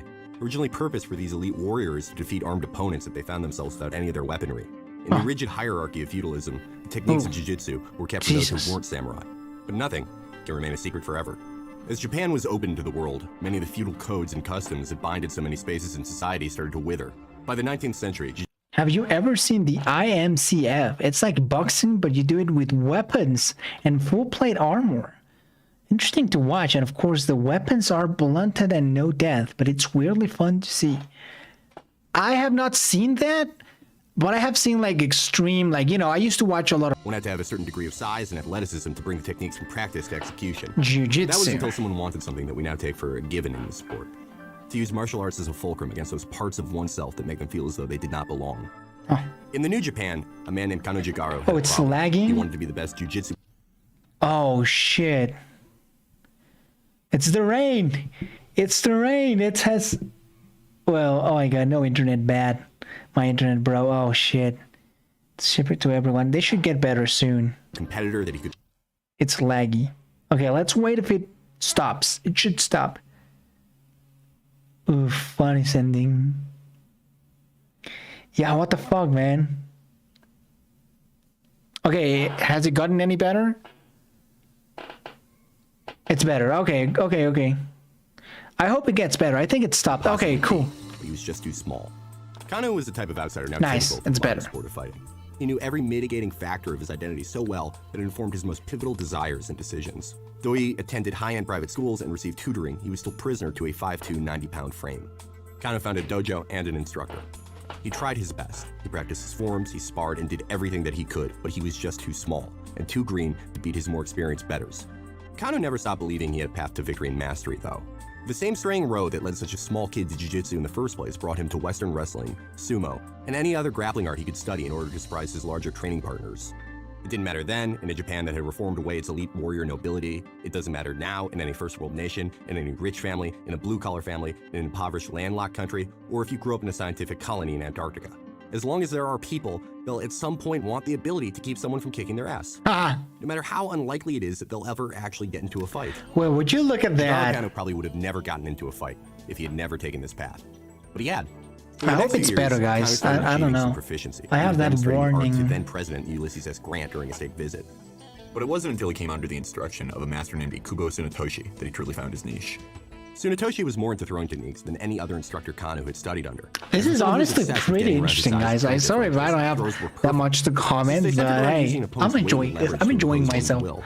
They could theoretically be employed by a smaller man to dominate larger foes. It wasn't long until Kano embarked on his own. Originally, he was just another jiu-jitsu teacher. Yeah, he sure. He didn't realize that he'd built something quite different until he began beating Tsunetoshi in randori, or sparring. What Kano had figured out was that instead of just muscling into a throw, he could apply a series of pulls, pushes, arm drags, and dozens of other techniques from other grappling arts to manipulate his opponent's frame so they'd be in an optimal position to be tossed. Once they were on the ground, Kano could then apply choking techniques that he'd learned from different schools of jiu-jitsu. While it seems like a no-shit revelation now, it was revolutionary at a time when martial arts were very rarely blended in a way that's commonplace today. It does make some sense. Kano named his new system Judo. No problem, brother. Introduces Judo is now an Olympic sport, and thousands of masters, athletes, and enthusiasts trace their instructor lineage directly back to Kano himself. Kano changed martial arts forever. Lineage. His students made up some of the most notable names in fighting for years to come. But for our purposes, he had a singularly important pupil. And that is Mitsuyo Maeda became a judo champion and traveled the world giving exhibitions of the novel art. After hundreds of years, martial arts had finally broken containment. It was first jealously guarded by the elite, then accessible only to those with certain physical abilities. Did it go and opened up by Kano to USA? virtually every type of person, no matter how small. Now, in the first great era of globalization, martial arts were ripe to be altered and adapted. The entire sport of mixed martial arts owes its existence to Mitsuyo Maeda and the winding transcontinental path that brought him to Brazil. Oh wait, I missed a little bit of... To be altered and adapted. Mexico City, there the we go. entire sport of mixed martial arts owes its existence to Mitsuyo Maeda and the winding transcontinental path that brought him to Brazil. A lot of Japanese people in Brazil, you know? Gastão Gracie was a member of an elite family. His ancestors emigrated from Scotland to Brazil a few generations back and married into one of the nation's richest families. Makes sense. Gastão was a businessman, diplomat, and as is so common in families with too much money, father to a troublemaker son. Gastão had helped Maeda set up a settlement for Japanese emigres in the state of Para. In return, he asked Maeda to teach his rowdy son Carlos the way of judo. Up until that point, Carlos had satisfied his adolescent aggression by brawling in the streets. Carlos Gracie. Despite, or maybe in spite of, his wealthy background, he was notorious for taking on any comer he could find. Maeda turned him into a martial Japanese in South America. Even Yeah, master of his Peru own also sword. has a lot of But that desire to take on all comers Even in never went Mexico, away. there's like a small And when synthesized community with of the Gracie Japanese family's marketing immigrants. acumen, it came in handy. In order to promote their system, the Gracies took out ads in newspapers, calling for challengers to test their mettle against the family's judo. Gastão was once a partner in a circus enterprise, and it reflected in his progeny. It resulted in a new enterprise called Vale Judo, Portuguese for anything goes. These fights were spectacles, and they had no real rules outside of prohibiting biting or eye gouging, and that wasn't even really uniform. Their promotional dominance did not mean that they weren't really That'd be bleeding. good, I guess. Few in the history of Vale Judo, in fact, led like Elio Gracie did. His son? Elio was another one of Gastão's sons. Oh. He was said to have been very sick with an unspecified illness when he was younger. As such, he turned out smaller than his brothers, who were already slight of frame. Though judo was ideally supposed to work for any body, some techniques did require a bit more body and a bit more power than Elio could offer. Like Kano generations before him, Elio refined the art even more, making it more efficient, more simple, and more effective against the right opponents. Wink, wink. Instead of emphasizing the high-velocity takedowns of judo, Elio relied on simple trip takedowns and body locks that often looked ugly but got the job done. The truth was, it actually didn't matter if Elio could land an unambiguous wrestling maneuver that put his opponent's ass flat on the floor. All he had to do was create a scramble, and that's when his superior training in floor sparring would allow him to get top position and eventually submit that other judo. That's what you gotta do when you're short. I mean, I guess... Several Gracie men and their students excelled in too. Vale Judo through sheer excellence, promotional rat-fucking, or a combination of both. But none of them put in the kind of hours that Elio did. He quite often won, but usually after putting in a superhuman effort and almost always after getting maimed pretty badly. It was a regular occurrence for his fights to last hours, as his losing effort against former student Valdemir Santana did. In his most famous match, Elio took on Matsuhiko Kimura, a judo wonderkind who outweighed him by about 45. Holy fuck, this guy looks buffed as shit. Oh my god. Look at this guy. He looks strong as fuck. And then you have this guy who's pretty tiny and pretty skinny. You know, he looks like a twig. I mean, holy, this guy can't even fit in the photo. His arms just go out of the frame. Jesus Christ. Maybe we could watch something about the war in Ukraine. That'd be good, man. Yeah, I'd be up for that. It's almost 3 hours. Yeah, it's insane. I was gonna go on a few. I was gonna go on a date, but you know what? While it was billed as a super fight, it didn't last quite as long as Elio's other matches. Kimura had been told by the Japanese embassy he wouldn't be allowed back in the country. Oh wait, Isn't there like a lock, the Kimura lock? Like a thing? Mashiko Kimura, He lost, and he fought as such. He ragdolled Elio with numerous throws and tried to end the night in a variety of holds. Finally, at the 13-minute mark, he got Elio in a Gayuka Ude Garame, or double wrist lock, which twists an opponent's arm behind their back in such a way that it isolates their shoulder and elbow joints and puts tremendous pressure on them. Oh, lag. It's oh, not again, dude.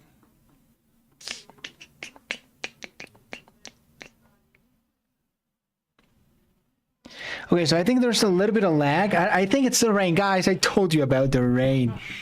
It's real. Even though in Mexico it rains very little, when it rains, holy crap, the internet goes to shit. Okay, so let's continue. Okay, it's back. It was a deep hold, but Elio, of course, refused to give up. Kimura obliged the Brazilian, and he broke his arm. Ooh. Elio still didn't give up, and he would probably still be there trying to attain some type of moral victory if his corner hadn't thrown in the towel. It's good. Okay, gotcha. Lag ain't even that Other bad. Gracies Okay, who cool. took part in Vale Judo did not endorse such insane tests of will, but Elio seemed to fight for the honor of Brazilian Jiu-Jitsu. It's a pretty common thing for rich Westerners to fetishize Japanese culture, and the Gracies were no different. It was just that Elio was one of the few weeaboos who'd have died to prove he was just like a samurai if they had let him. Elio is credited as one of the inventors of Brazilian Jiu-Jitsu. What the actual fuck, dude? Hey, now we know the story about Brazilian Jiu-Jitsu. I actually did not knew. But damn, I love that. That was so cool.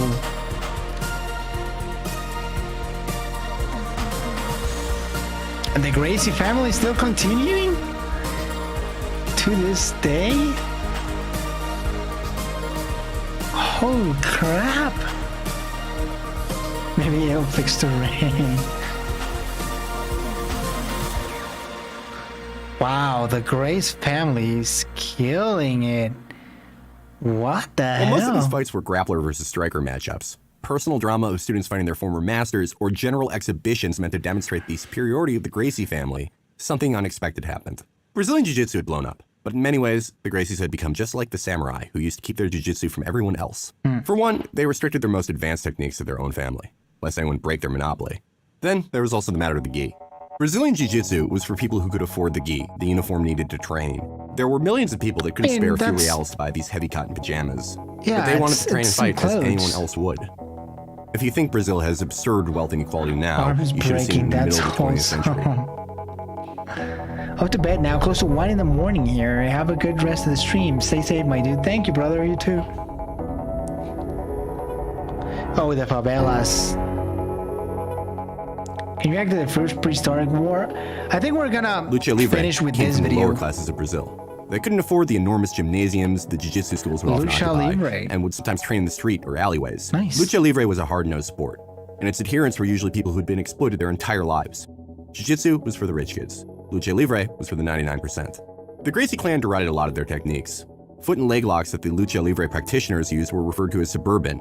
It means a different, more classist thing over there. And barbaric. Barbaric, Jesus. In the 1980s, this rivalry dominated Vale Judo after the 1982 Naja Academy gym invasion. Charles Gracie had a fistfight over a woman with Muay Thai boxer Mario Duma, and when his brother Halls Gracie found out, he rounded up his students.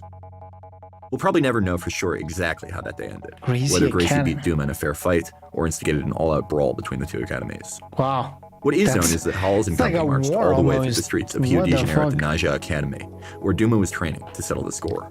A war between academies. That's so funny. kind of related to what we were watching about wars and stuff, eh?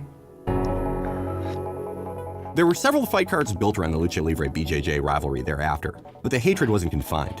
It often spilled out of the rings and gyms and onto the streets.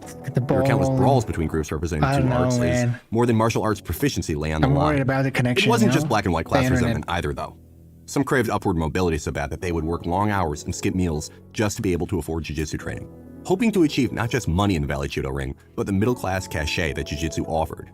To fight members of their own class wasn't just about defending the name of jiu-jitsu, though. It was about clawing their way upwards in a stratified Brazilian society. Yeah, train explainer shit. Some in the Gracie clan focused intensely on hard-nosed Lucha Libre athletes.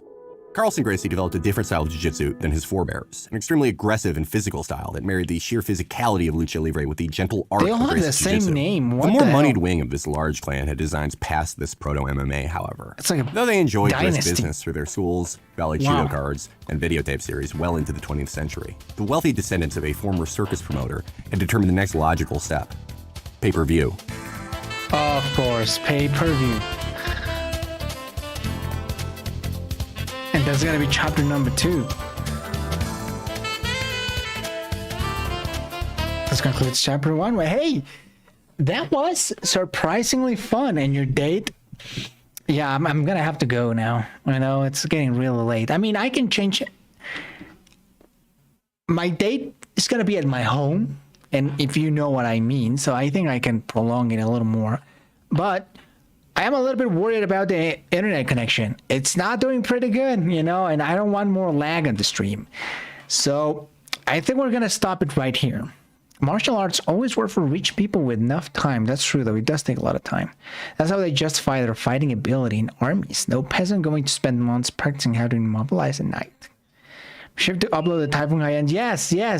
I'm gonna definitely go be researching my older streams, but I'm sure I have it somewhere. Like I remember watching it and recording it, so it has to be somewhere in like one stream. The woman of your life. No, it's not the woman of my life. It's just like a casual date, And maybe she could become the woman of my life. I don't think so, though. It's just like a casual thing. But anyways, guys, that's it for now. Thank you all so much for watching the stream. I appreciate you guys. This was a really, really fun stream. I always enjoy the streams in general. My man getting more action than Oversimplified. That would be good, though. That'd be good. Anyways, see you guys later. Peace out. See ya, my guy.